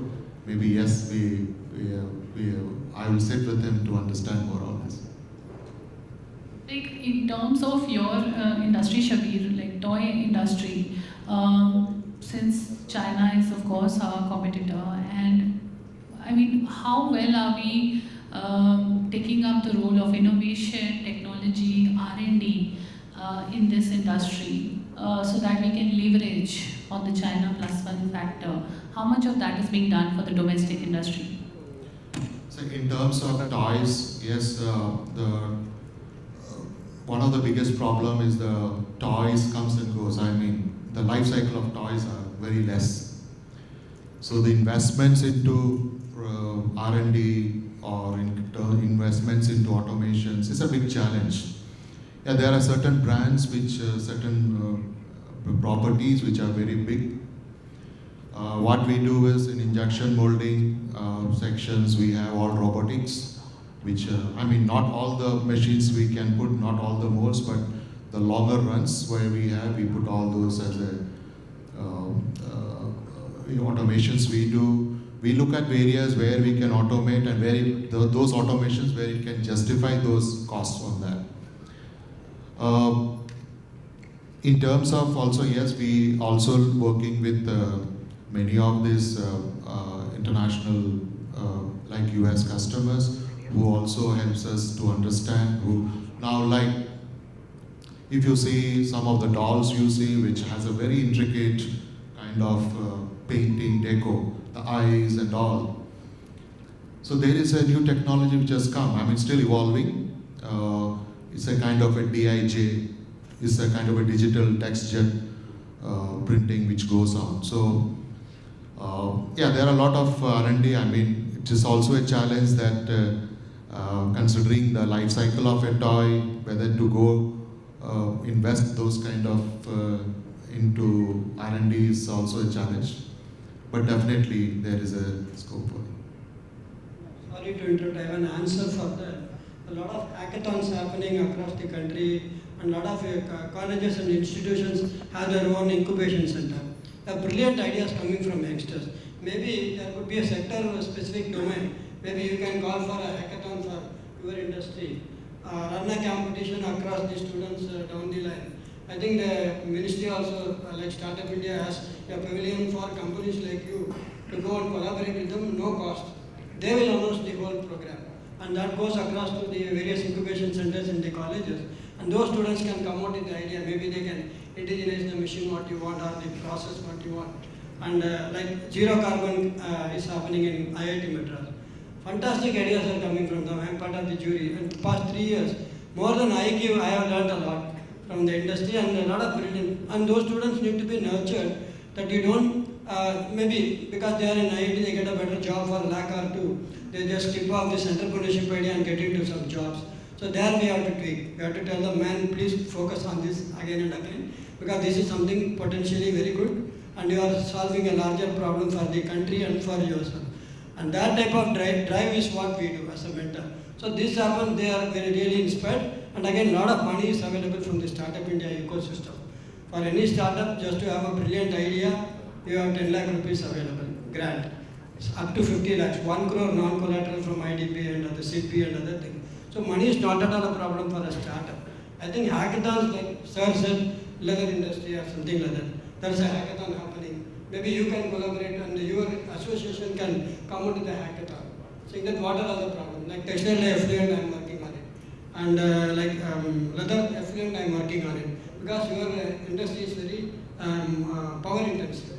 So I am working on it, being a technologist, I am trying to work on a technology where the power could be driven down to 20%. So there it saves its cost.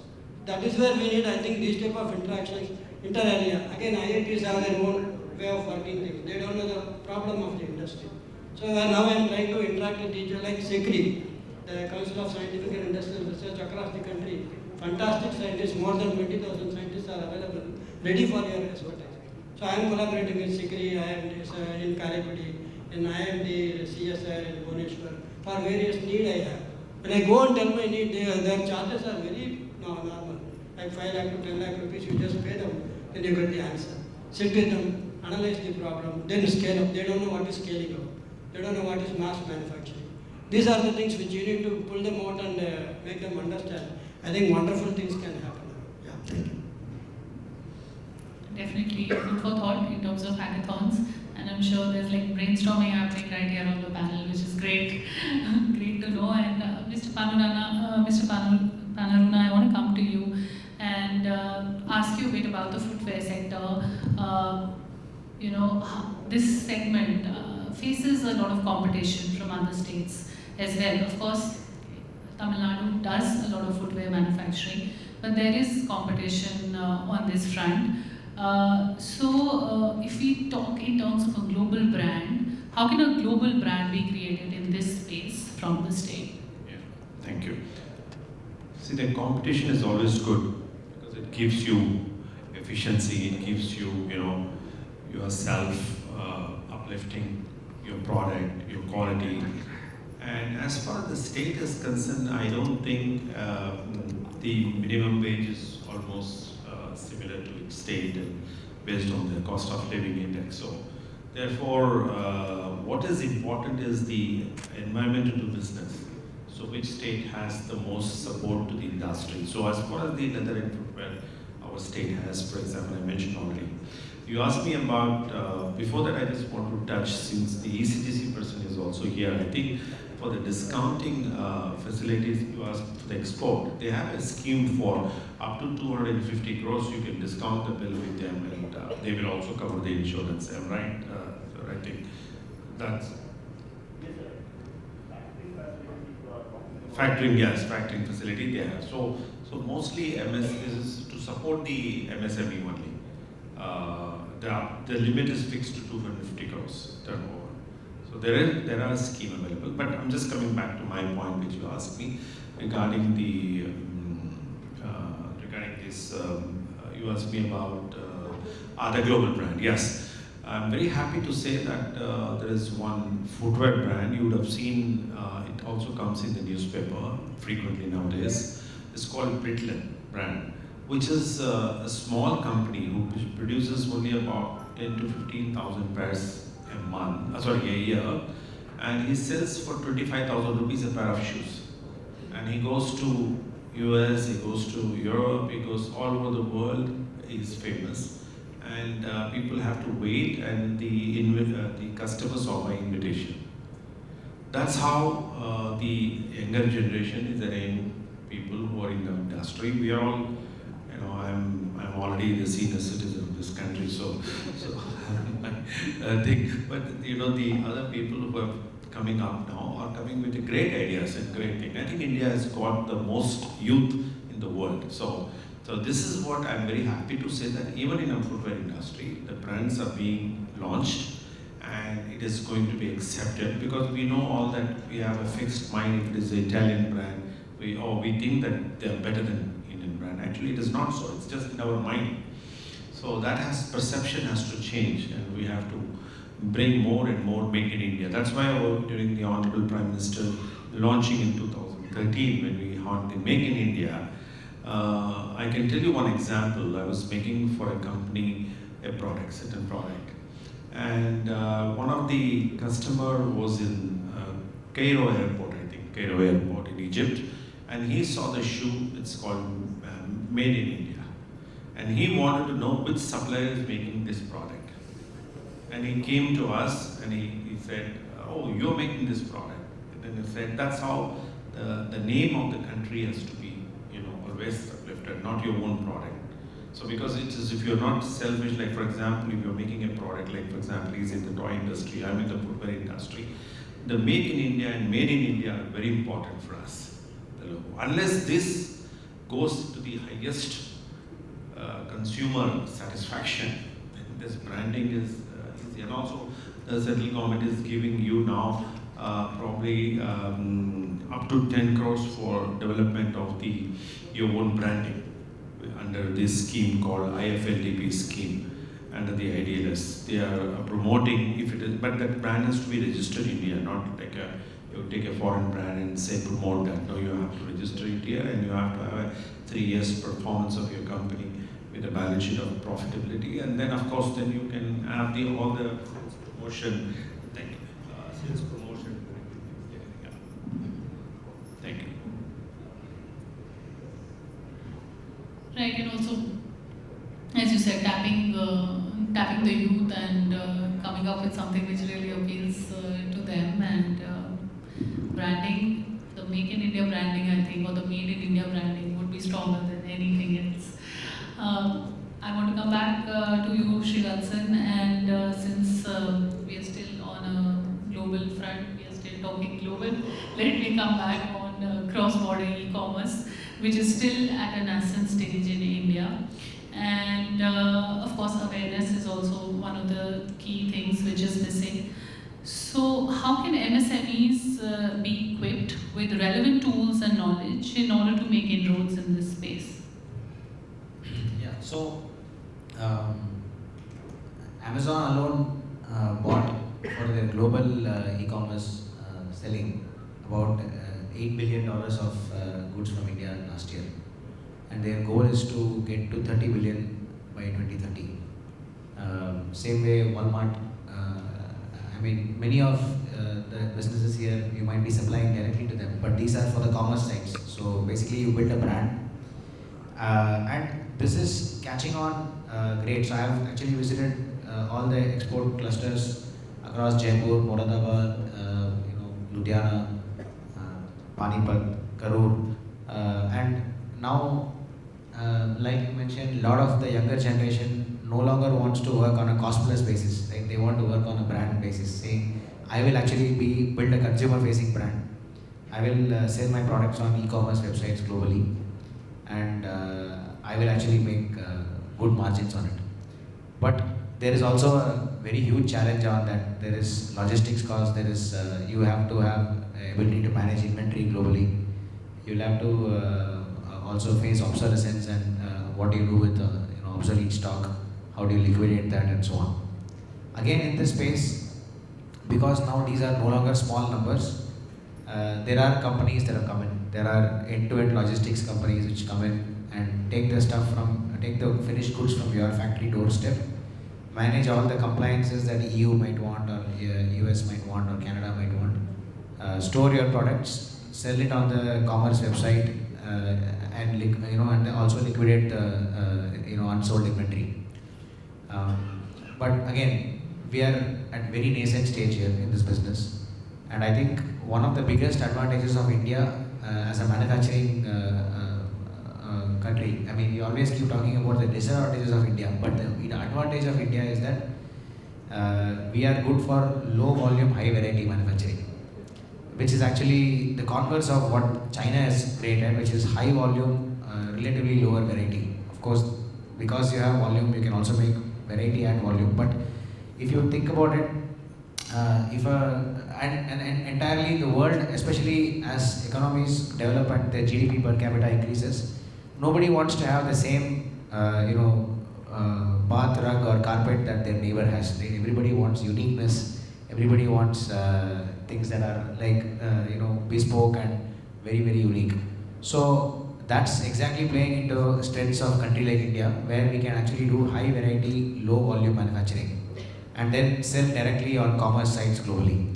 I spoke about Amazon, Walmart, which are large, but there is like Etsy is for very small, artifacts and so on, and that they have about 70,000 suppliers registered from India on their website. But still, if you look at the total percentage of these commerce goods exported from India, out of the world's total, it will be about 2 to 3%.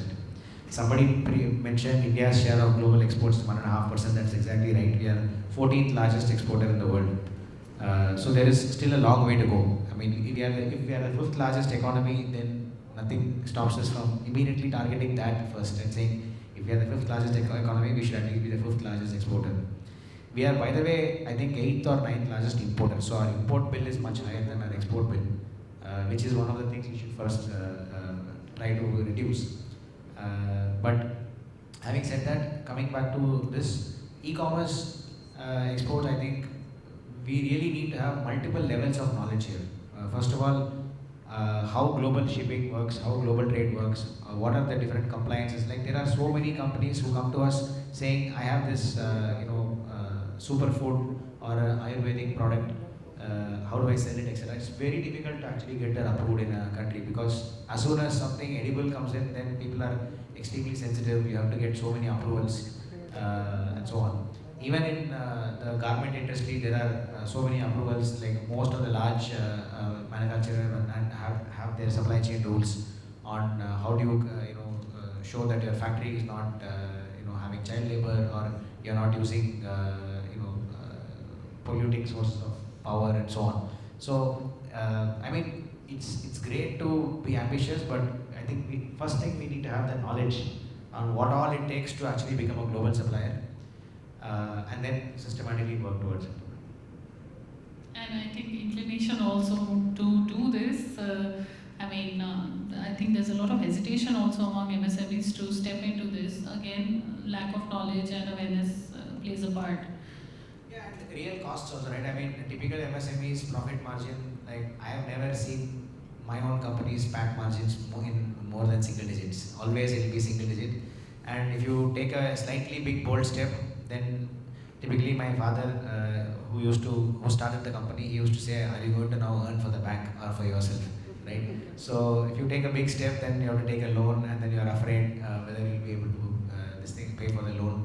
And like you mentioned, sir, in the beginning, prices for these products are already globally fixed. So it's not like you can really charge extra. So you're always selling price backwards and saying, how can I balance my thing? So if let's say 20% of your products are unsold and you cannot bring them back to India, right? That's more costly than actually just trashing them. So now there is that supply chain that is also getting developed. As e-commerce develops, how to handle unsold inventory globally is also a business that is emerging. So yeah, I mean, we have to go step by step. There are lots of things that are difficult, but I think the first thing we can do is equip ourselves with knowledge. Right, and yeah. I have a different some perspective on this point also, sir. It's not very important to just focus on e-commerce. The Indian population, if you take, 73% of them live in the rural areas.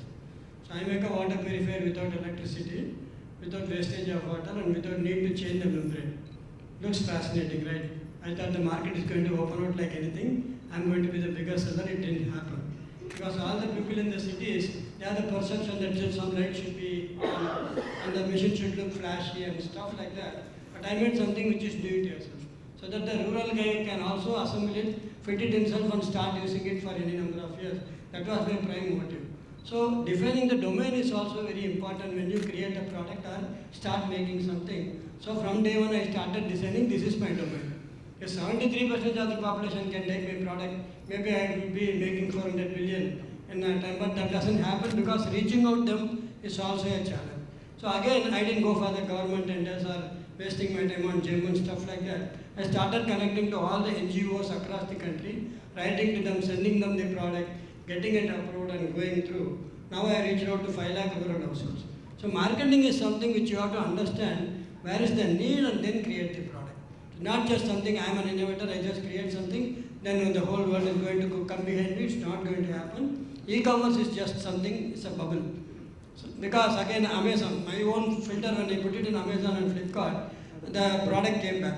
The guy doesn't even want to open the bucket and fit it himself. Return policy. So what I did smartly, I put my own shop page in my website, every day 4 or 5, again through the Indian Postal Department, fantastic department you have.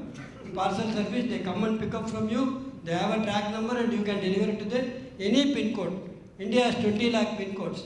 You just give the pin code, name of the guy in the village and his mobile number, that's it. It goes and reaches them. That guy is not picking up, they call also from the post office to that guy, telling why a cup filter aa gaya, abhi kab le rahe ho. Okay, and another thing, worst, if it doesn't pick up, it's sent you back in the need shed. And again, for large transports and freights, Indian Railway is doing a great job. You have to just support, send to them.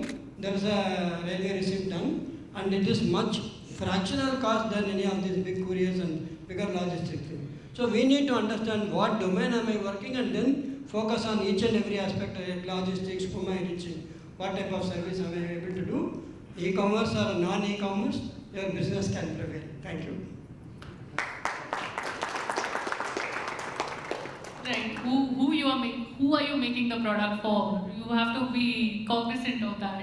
Like you said, there was a big demarcation as far as the rural and urban market was concerned for the same product category. On that note, I want to ask the last question on the panel to you.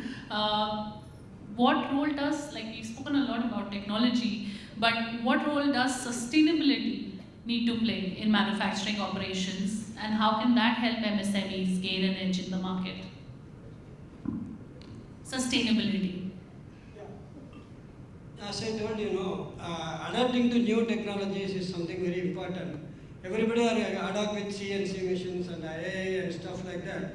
But I would always see indigenous. Look down, look upon your own institutions which are around you, like IITs, IISCs. There are great professors who have done that subject deep for the almost like 30 years, 40 years down the line. They may know the art much better than you. As a manufacturer, what is my immediate need? I have to cut down the cost. Finally, your product cost will be based on what you are going to spend on your machines, your manpower and technology. So technology is not a real driver. In terms of green manufacturing, in terms of going green, considering even Watson Envirotech is into water and sanitation solutions, which is eco-friendly. So I'm asking about how do you feel these eco-friendly measures can help MSMEs gain an edge in the market?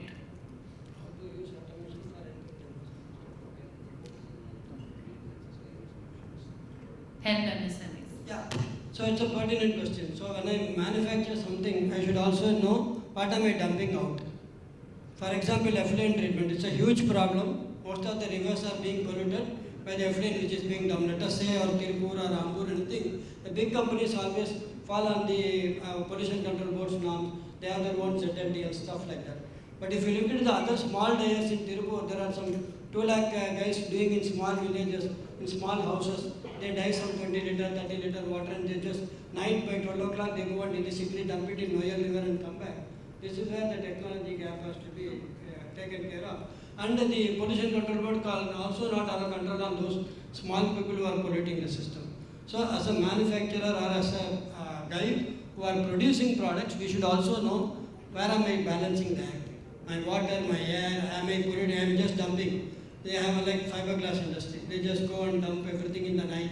Or the building industry, they break down all the building waste. They go and dump elsewhere and come back. It's not my problem, but it is somebody's problem. Tomorrow who is going to clean it? So if this type of conscious thought, if we are able to do as a manufacturer ourselves, like recycling water, there are a lot of technologies indigenously available where you can reuse your water again and again and again by some purification methods. So don't need to depend on tankers. In Bangalore, you know, the typical case, like we are talking about Cape Town, today Bangalore is in that same shape because of the irregular planning of houses and buildings and stuff like that, and exhaustive use of water. It is sad to say, from Kaveri is some 160 kilometers away from Bangalore.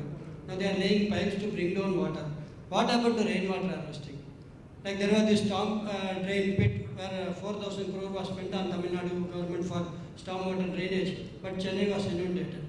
I want to quote here, thanks to that question, this smart city is happening. What people think, they just tile up both the platform with cement and just close the soil, and then you have a concrete road in the center.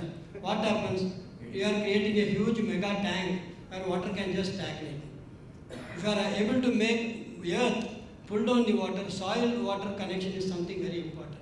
If soil is able to pull down the earth, our groundwater level also will be better, borewell will not be drying, and you will have water replenishing by source water, by open water in the below the surface, and it will be much better. So we don't think about that. What we think, okay, in my home, I'll just build an STP, dump it everything in the city's common reservoir, goes and gets churned. Again, I told you the technology, that is a separate debate altogether. The science is totally wrong, where it will be only churning the water out and nothing will come out. The effluent will not be treated at all. Why don't we decentralize and have every society can have their own eco-STP, every society can have their own water recycling system, or maybe the industry can have their own water recycling system or air purification system, decentralize and reuse it. Why should you dump? Again, like wet waste management. All the vegetables and other things, you are just putting it in a black bag and just throwing it away in the dustbin, thinking your job is done. Wet waste could be just buried below the soil in your own society. In 20 flat days, it can become manure and you can reuse it. Government should ban wet waste being thrown out. It's a bold statement. Again, I wrote a thing to the ministry through the NAMO's common platform. Mondays only paper will be picked. Make it a rule. So every society will keep only paper out. The paper companies who are recycling, making cardboard out of it can come and pick it up. You don't need the corporation to spend on it. Next day you save only plastics. So consciously I will only pick up plastics and put it in a bin. All the plastic could be collected by the plastic recycler who is using for non-food applications like bin and other things. They can come and pick it up. So it becomes the industry's need and it's very easy to segregate and take it away. Third day you use only e-waste. So I know only e-waste could be put on. No solid or liquid management need not be done by the municipalities at all. Or these places where the dump yards are happening can be totally eliminated and you don't need to have a management system at all by the government to do. the policies which is very clear. If that is being done, I think the question of waste and waste segregation will never come. It has to be people's movement.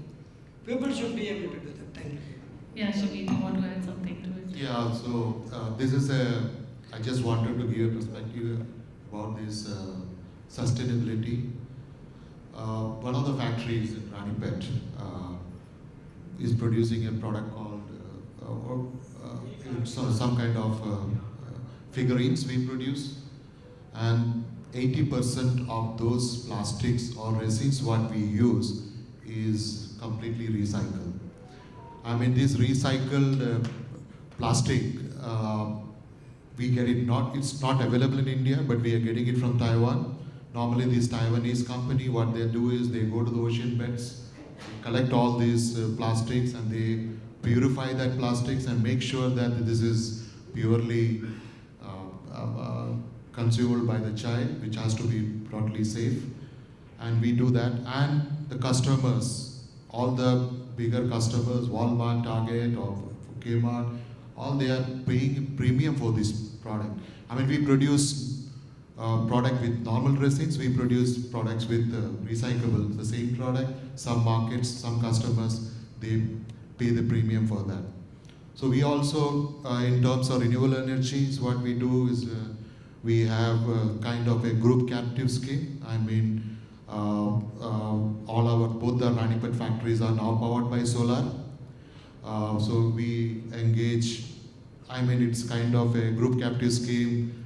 We have about a company which forms and invests on our behalf. We have to make some small investments, and both the factories are now run by the thing, and there we are getting also benefit. I mean, the payback periods are in the 11 months. So once 11 months is over, whatever investments we do, it's actually a saving for us. So yeah, I mean, also we have probably for Fund School, it is public disclosure is not there for any sustainability, but we have already taken this initiative, and we have worked with the consultant, Chrysler, and they are now preparing those reports. I have a quote here. There is a mafia for sustainability. Have you heard of it? Sustainability mafia. Just go and Google it. Why should you have mafia? Is something a forceful thing, right? You do it forcefully so that everybody come below you. So we have a sustainability mafia group. 800 innovating companies, all are doing green products.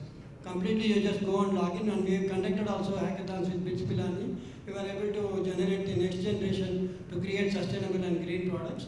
And these type of initiatives are really needed. And it is not like me or my company running. How do I make the whole ecosystem do better? I'll give you a small example. Just fix an aerator below all your taps. 70% of your water would be saved straight away. The same effect of washing your hand will be there. Aerator costs you hardly 85 rupees to 250 rupees.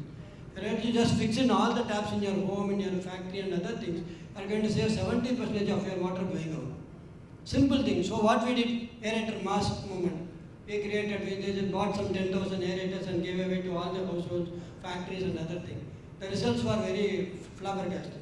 So these type of initiatives, if you start looking to your complete society and your ecosystem, I think we can do a lot in SDG goals or ESG and whatnot. Thank you. Great. Can we have an applause? Can we have an applause for that? So I think sustainability and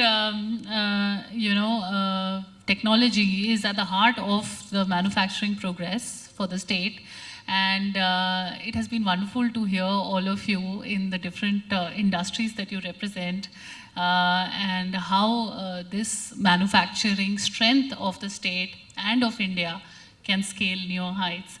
Thank you so much for being here and for being a part of this panel. Thank you.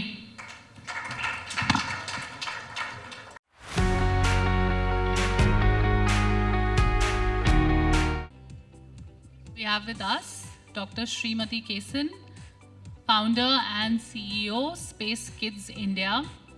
Can we have a round of applause for her, please? Great. It's good to see people are still awake right before lunch. So,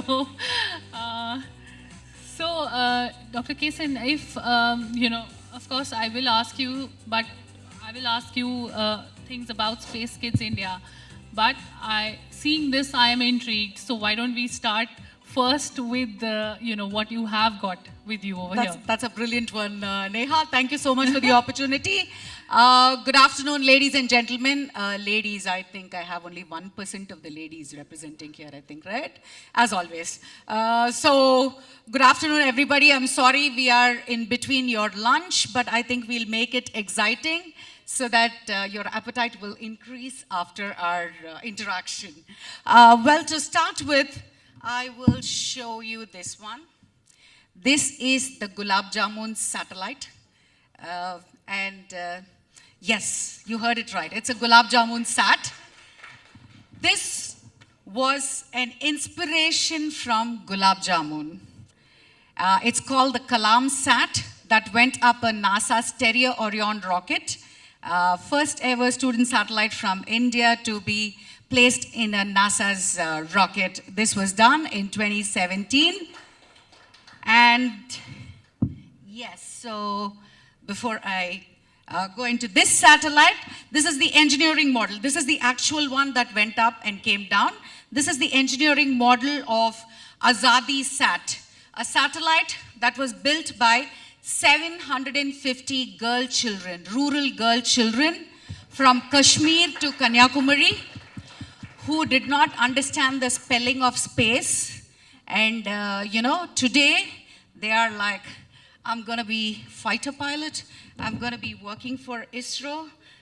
So it's from that curve they've moved. And the little teeny weeny bit that we were able to do for the country, 75th Indian independence. So that is Azadi Sat. So Gulab Jamun Sat, I'll take 1 minute to let you know why it is called Gulab Jamun Sat.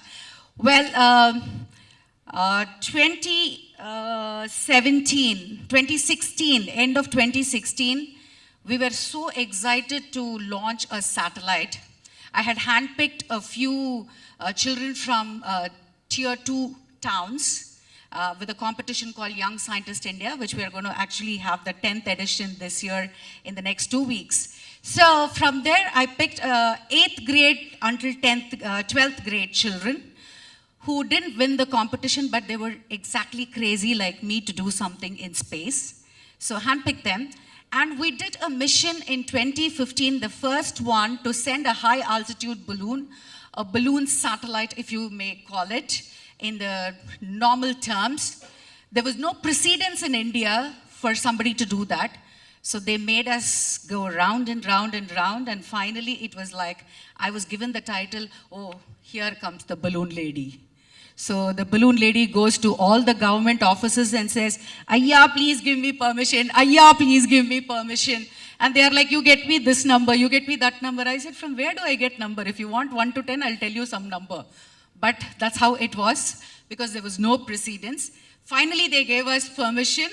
There was one Devam sitting there in Delhi, an IAS officer who said, oh my God, who asked you all these questions? I said, what to do?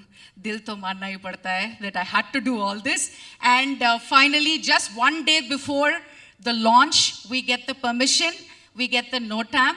They said, if anything happens to the aircraft, you will be sent to bars, huh? Mind you will be sent to jail. You're doing it with such kids, so you'll be sent to jail. I said, no problem. Okay, give me 10 lakh surety. Okay. Oh, you will do all this and still you want to launch? I said, yes, sir, science is like that. Okay. So then you sign and you give. And with all the challenges, again, that we will have another session, I think, how we overcame the challenges midnight to early morning when we had a small sensor issue, because that was the critical.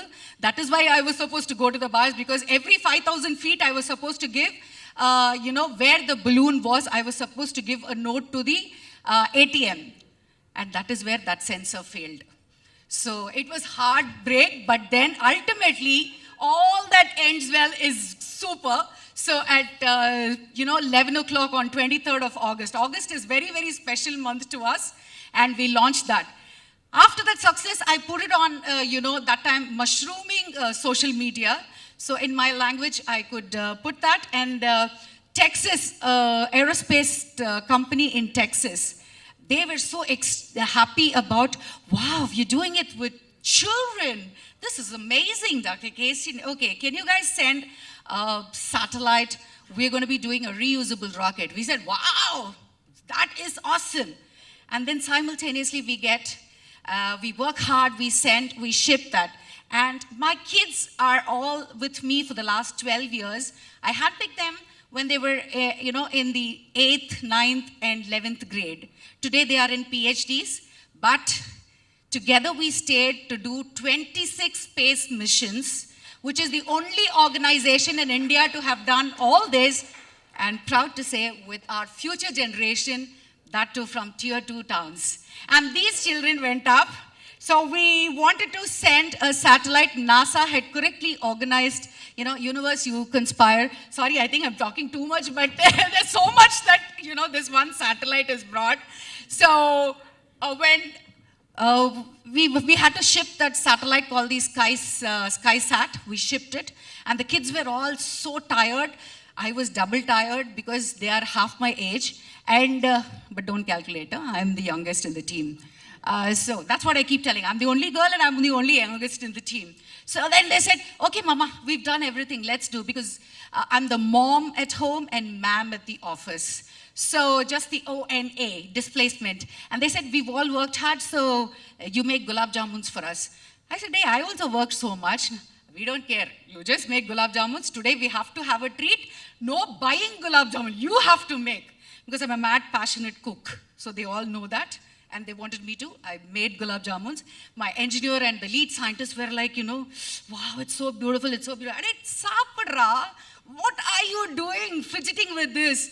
And they were like, no, Ma, money is the big constraint for us. So how do we send? Because if we have to send something to space, it used to cost at least $1 lakh, just the launch cost. So 60,000 to 1 lakh. That's why space is niche, bahut dur ki industry.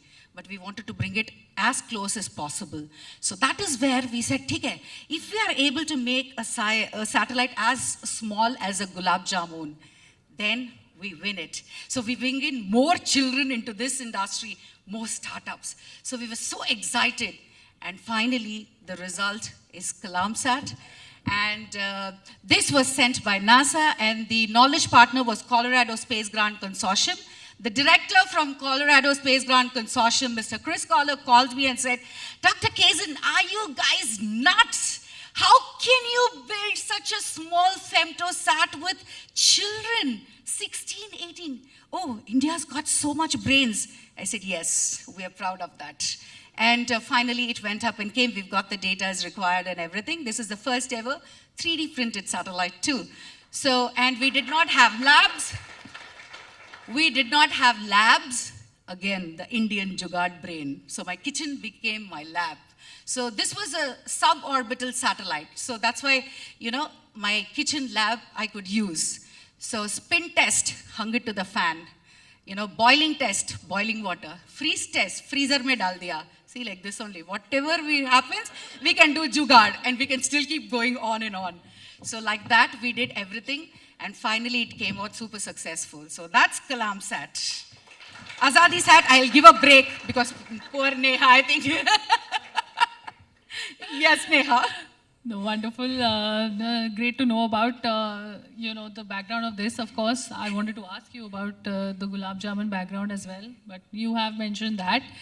But what inspired you to embark on this journey? Because you come from a very different background altogether. So from commerce to you became a space ninja. So tell us about that journey and why did this whole thing transpire? Video? Or you want last? We'll play the video last because now that we've started. Yeah. So Srimati can be termed in 4 letters, 4 words, I should say rather. So Srimati, from shared toilet to holding a sword to spatula and now to space. So of course, come from a very, very humble background. Absolutely, and parents are 10th and 12th graders, so they wanted to give us the best of education. So when you come from that kind of a background, the hunger is always very, very high. And you want to listen to people clapping for you, that's madness. Yes, thank you so much. That pushes your threshold for everything. So right from as a child, in fact, as I entered the school was a big history, big story. And when they asked my name, any child in 5 years, what would you say? What is your name? I would say, yeah, probably Jai Shri, Radhika, whatever. And I said, my name is Srimati Indira Gandhi. And the principal went mad. She said, what? Yes, in the radio, what is your father's name? My father's name is Jawaharlal Nehru, but Srinivasan also. What is that, Srinivasan also? No, at home he's Srinivasan, but in the radio and all that, he's Jawaharlal Nehru. So every day my dad, played the news at one particular time. So they kept on mentioning Srimati Indira Gandhi. And so I thought, proudly, I'm Indira Gandhi, probably they're calling me Srimati. So it all started there. I was a national basketball player, a state athlete, and, a parade commander, Delhi Republic Day, paratrooper. And the best incident was I was the first girl to hold a sword and march, led a contingent of 420 cadets. And that is when General K.V. Krishna Rao was a guest. And he called for my father and he said, "Aise ladkiyan chahiye hame fauj mein." So he said he will give a special recommendation for me to get into the armed forces. And my father was so proud, flaunting that, his daughter was so good, giving names to him. So then he pulled up from his bag my wedding invitation and he said, "Today evening we are going and she's getting married in another week." So straight from sword, the same day, I jump into spatula. So making nice dosas and, happily, typical South Indian family, you can be whatever before the wedding, but after the wedding, proper cook. You have to be a good daughter-in-law, good wife, good mother. I was 18, I was all of that because that hunger to get claps, but nobody clapped at home. They just said, "Oh, it's part of your duty, you have to just keep doing." So I was like, oh God, okay. Moon was my best friend, so I kept sharing, "What is this? What am I doing? Srimati is born and she's just doing dosas now." I said, okay. So probably ek din aayega. And apna time aa gaya. When a friend of mine pulled me, she was the best cadet from Mumbai. She pulled me out and she said, "What are you doing?" I said, "Yes, I'm doing the world's best dosas." And she said, "Yes, that's for your family and friends. But what are you doing for the country that you spoke about?" I said, "Kya kare zindagi, Hey, you're not a girl who's going to give up." So I said, time aayega, time nahi aayega. You have to run. You have to run. So that one word stuck to me and I said, that's where she put me. Friends are your such close, passionate people that, they live for you literally. And I'm meeting her after 16 years. So after 18 years, I was at home. I completed my graduation after my wedding. That doctorate was a craze in mind as a little child. So after that, after 18 years, I did my master's. I did the doctorate in Gurukulam concept. So it was children all the way through. So I went to Miami for a conference. She put me to that conference, and that's where I get to see NASA. I cut the story short, I was given the ambassador status to NASA, ESA, and GCTC space camps. I started taking children there. I said it was the best thing that can happen in anybody's life. But after about 5 to 6 camps, I said, what am I doing there? All the India's money, because until then I was doing only Pal Kanaka, Tair Kanaka, More Kanaka, sitting at home and doing all that. Today I'm doing economics, world economics, business. Wow, big terminologies. So then I have to think about my country. Why is the money going from my country to another country? Why not do reverse engineering? So then, to have all your eyes turned, you need to do something big. So I said, I'm taking children there. Everybody's appreciating. Initially, they laughed at me, mocked at me.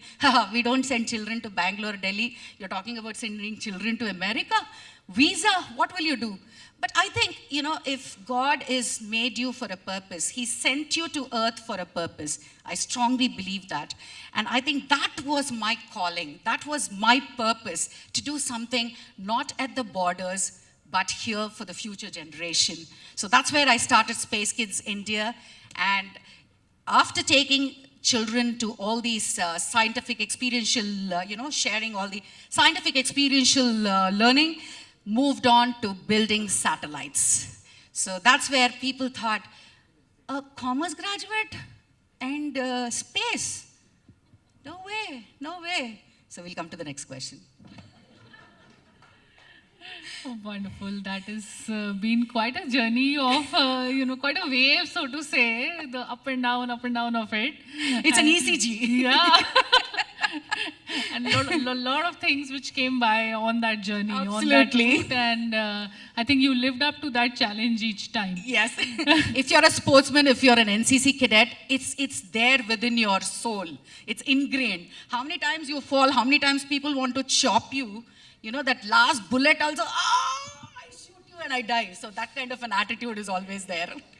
But speaking of challenges, as a woman leader in the space industry, what challenges have you faced and how have you overcome them? I can agree to women, but that leader part, I don't think anybody agrees until this day. It's very, very difficult because I've been the pioneer. I have to keep saying, hey, I started this. Even then, I can't, oh, you started this. No, I thought it was Dhruva. I thought it was Pixel, because they all have gained funding. The whole thing now is, if you have raised funds, then you're the chartbuster, blockbuster #1. You bootstrapped, you have geesoed your money, you have, given your jewelry for pawning, and you've taken the money, you have signed up a, bond to go behind the bars. It's okay. So what? You've not raised funds. So, until you raise funds, you are nowhere, I was very curious about this meta, I said, okay, so many, in the country, we are the only one who've done 26 space missions here, and that too, unfurling the Indian flag at 30 kilometers, and Prime Minister talking to you, President, yeah, I should say proudly, President said, hello ma'am, I am Dr. Srimati. Haan, मैंने आपको देखा है ना TV में. I said, wow, the first citizen of the country knows me. That's great. So when she knows, then Meta should know. So I put my name. It says, yeah, Dr. Srimati Kesan, India's leading optician and gynecologist. I said, oh God, thank you so much. I'm not going to ask you. So it is challenge everywhere because, firstly, I told you funding. Secondly, I have been from a commerce background. So the acceptance level is still not open. People still look at you, oh, you're just a commerce graduate. Haha, what does she know? When we built this satellite, the time when we were chosen for NASA, we called for a press conference because my kids were so excited. Ma'am, we'll come on paper, let's publish. I told them, what we know we should do, what we don't know we shouldn't do. But they were all excited, children. So we called for a press conference. We had the conference, that is only the 9 of us. We didn't have the press, we just had 2 of them. And they said, important political meeting is happening, so what are you guys doing here? So all sat. We said, okay, no worries. This is what? Practical explanation to children. Then, when we had the launch, when NASA published it, we had 900 media coming to cover us. Every BBC channel, every, French television, Al Jazeera, Times of India, everybody were there. No jokes, ladies and gentlemen. 900 media covered us. So it's the Ghumake, thing that we have to do. You go to US, you come back to India, you're honored. But when you giso in India, it takes a long way. I know this gentleman, how much we met in a couple of conferences, and I know how it is. So it's absolutely practical. So women, and all the more when we did this satellite, nobody in history of space industry has ever built a satellite with children, 750, that too girls, and, no jokes, it's like 75 payloads we have built. So children have learned so much in this. So we thought this was going to be creating waves. Well, of course, it created waves across the globe. But in India, there was a surprise. Our Honorable Minister for Science and Technology, he came on the national television. He said, I'm surprising you girls, so congratulations. But after that, it's forgotten. It's forgotten. But what I really thought, it's not the publicity that you need. It is the future that you're talking. When STEM leaders, that is women leaders, are only about 14% in the whole world. We only talk on the dais, we have to do something for the STEM. We have the youth of the country, most youngsters, women, we have to give them. No, after that, I was so happy and appreciative that the women leaders from Chandrayaan 3 were walking the Rajpath, because I know as an NCC cadet how important it is to march on the Rajpath or the Kartavya Path now. So I thought at least about 10 to 15 children from this troop of Azadi Sat will be invited to march and to show proudly that, you know, girls of this age are able to speak about satellites. So they will be brand ambassadors, icons for other girls to do something in this, because seldom parents send children.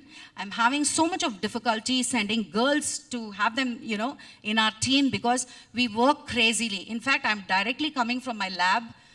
Next week, on 15th of August, we have a launch of our satellite. So my team has gone to ISRO. So I'm directly coming from the lab here. That's why I'm like falling asleep. Oh, don't tell me. At sleep also you can talk so much.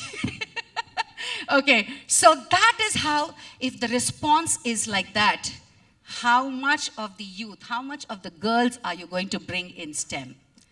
So everybody needs to give a thought. You know, there is a gap, a huge gap, at least in STEM. So I will be working until we do something for that. Right. Right, that's great to know in terms of the strides that are being taken in this segment. But you also mentioned about how, you know, one has to go घुमा के, as you said, US जाके India आना होता है, then you are recognized. But my question is that, you know, you want to make Indians as excited about ISRO as Americans are about NASA, right? So what, in your view, is the way forward to make people sit up and take notice of space pioneers from India? It's a good question, Neha, because I've been fighting all my life. At least I would have met about 1 million children across the country.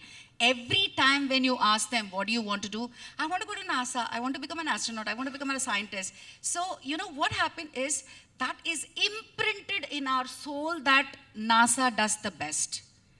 Whereas the lack of awareness, what ISRO does, it is not explicit, it is not publicized. We don't bring them out, we don't cheer them.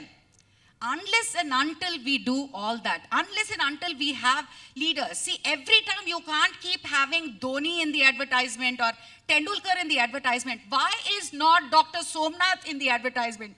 Why is it not Nigar Shahji in the advertisement? They are real heroes. I know how much they struggle. They sit there, one dry chapati in the night, and they are content because tomorrow the rocket has to be launched. People think rocket and satellite launches are, you know, Diwali rocket ke jaisa kuch bada, you know, you just fill something, you put some propulsion, it'll go.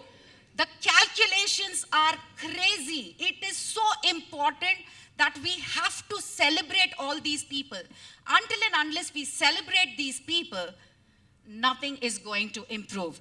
Of course, thank God, at least now Doordarshan is slightly improved. Sorry guys, but you know, to give that commentary, abhi jayega, rocket udega, 10, 9. NASA, they have beautiful chicks like you. Sorry to say, Neha. 2 of them with blazers, and you know, they are the science and space communicators. The terminology, communicators. What we say, they come, they compare, they go. That's all. But for them, every little job is important. Every little individual plays a humongous role. So they sit there and say, oh, so how have you done this? How have you? Its basic question is, did you fix this nut here? What is the propulsion you've used? For that, the propulsion, that is the man. So our children, wow, you know, so nice, NASA. Here it is, jate, propulsion mein ye helium kar do, wo kar do. That's it, cryogenic ho gaya, our people are like that. You should see scientists with double PhD, I'm not joking, threads coming out of their shirts Footwear they would have bought 3 years, 4 years ago, geese, it would have been, it would have almost dead. Such people are our scientists at ISRO. They are doing so much for the country. To know about Earth, you need to go into space, but nobody knows that. We have to pay educational fees, we have to do roads, we don't have toilets. Yeah, zindagi bhar, if you are going to build toilets and roads, when are we going to go up there? This has to be inculcated in every child. You should respect, you should value. That value, if it is inculcated in a child, every entrepreneur will be saluted because the risk appetite that he does, nobody else does. Every scientist will be respected because of the number of hours they put into it, leaving alone their family. So this value system, more than our ABCDs, and 1,500 out of 1,500, my daughter wants to go to Cambridge. Ooh, please, I think we should stop that. Great. Also, I want to know about your concept, of space rickshaw, which again people are saying it is impossible, but you always defy the odds and go for the impossible. So tell us more about space rickshaw. I've been working for, Space Kids India, and it's become a baby integral part of my life and soul. But you need dabbu, money for eating. So my children said, I think enough of doing all this, social work and everything. You please keep doing your social work. You please keep encouraging children and bring children in space industry. We will move forward and we will create funding pool. I'm coming back to the same thing. So you will be respected, mom, only when you raise funds. So I know it is difficult for you. So now that we have grown up, you have created that values in us. In an ethical way, we will do that. And that is Space Rickshaw, wherein I branded the name because that is such a nostalgic feel for every one of us Indians. Rickshaw.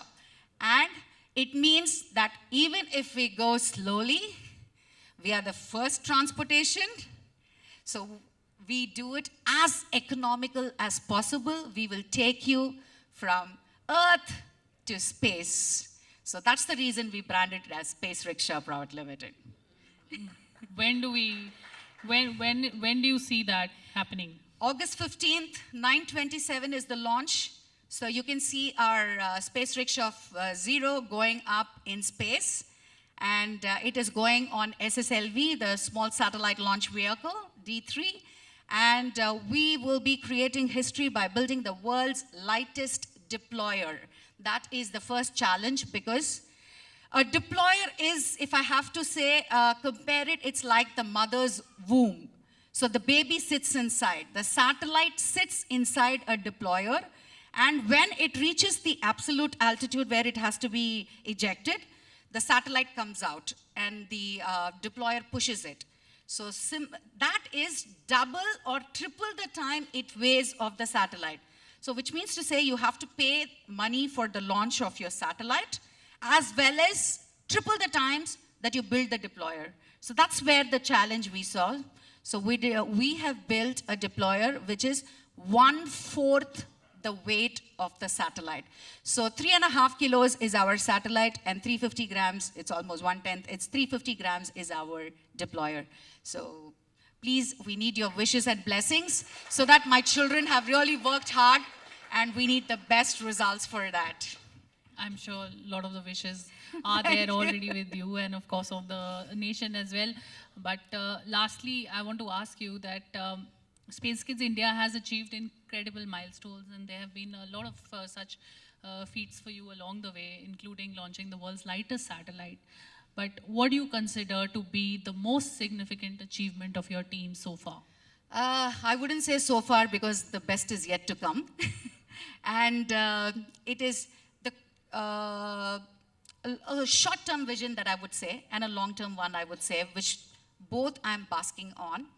The short-term is we are going to be rolling out a mission which is going to involve 108 countries. So 108 countries, 108 children, girl children from 108 countries, which means 12,000 children we are going to be creating space awareness, and then bring those 108 children to India to build a spacecraft and inject it into lunar orbit. So this is a mad, ambitious project. I know bringing in 108 countries is, oh my God, is a real task, but nothing is impossible. So going to be working on that, and very soon, on 6th of September, we will be rolling that project out. We'll have a poster launch. And the ultimate vision in my life, I think I have the video also. If there is a possibility, we can play that also. To create a miniature version of NASA so that children will have the experience of zero gravity, have every first-hand experience of space in that space research park. It's called Shambhala. So I've been to, I have interacted, I've made presentations to Honorable Prime Minister, Chief Ministers of almost 5-6 states. Everybody is extremely happy about it, but we don't know when this will roll out. So if that rolls out, I think children of India can be proud. Even the last child of the country can go to that place and learn so much, because we don't know where our Abdul Kalams are. There are so many gems hidden in our country. So we need to unearth them. To unearth them, we need to give them that exposure. We need to create that awareness. So if this is done, I'm very, very sure nobody will say, I want to go elsewhere. They will be here in India, true to your title, make for India. And make in India. No citizens and, saying that I was born, my ancestors were born in India. No. We take the pride of having children born here, building things here, and proving to the world, hum number one hai. Number one, space pe jayenge. Can we play the video, please? A short video of our journey. Of course, it's 2 years before, so, until. So I'll just make a move.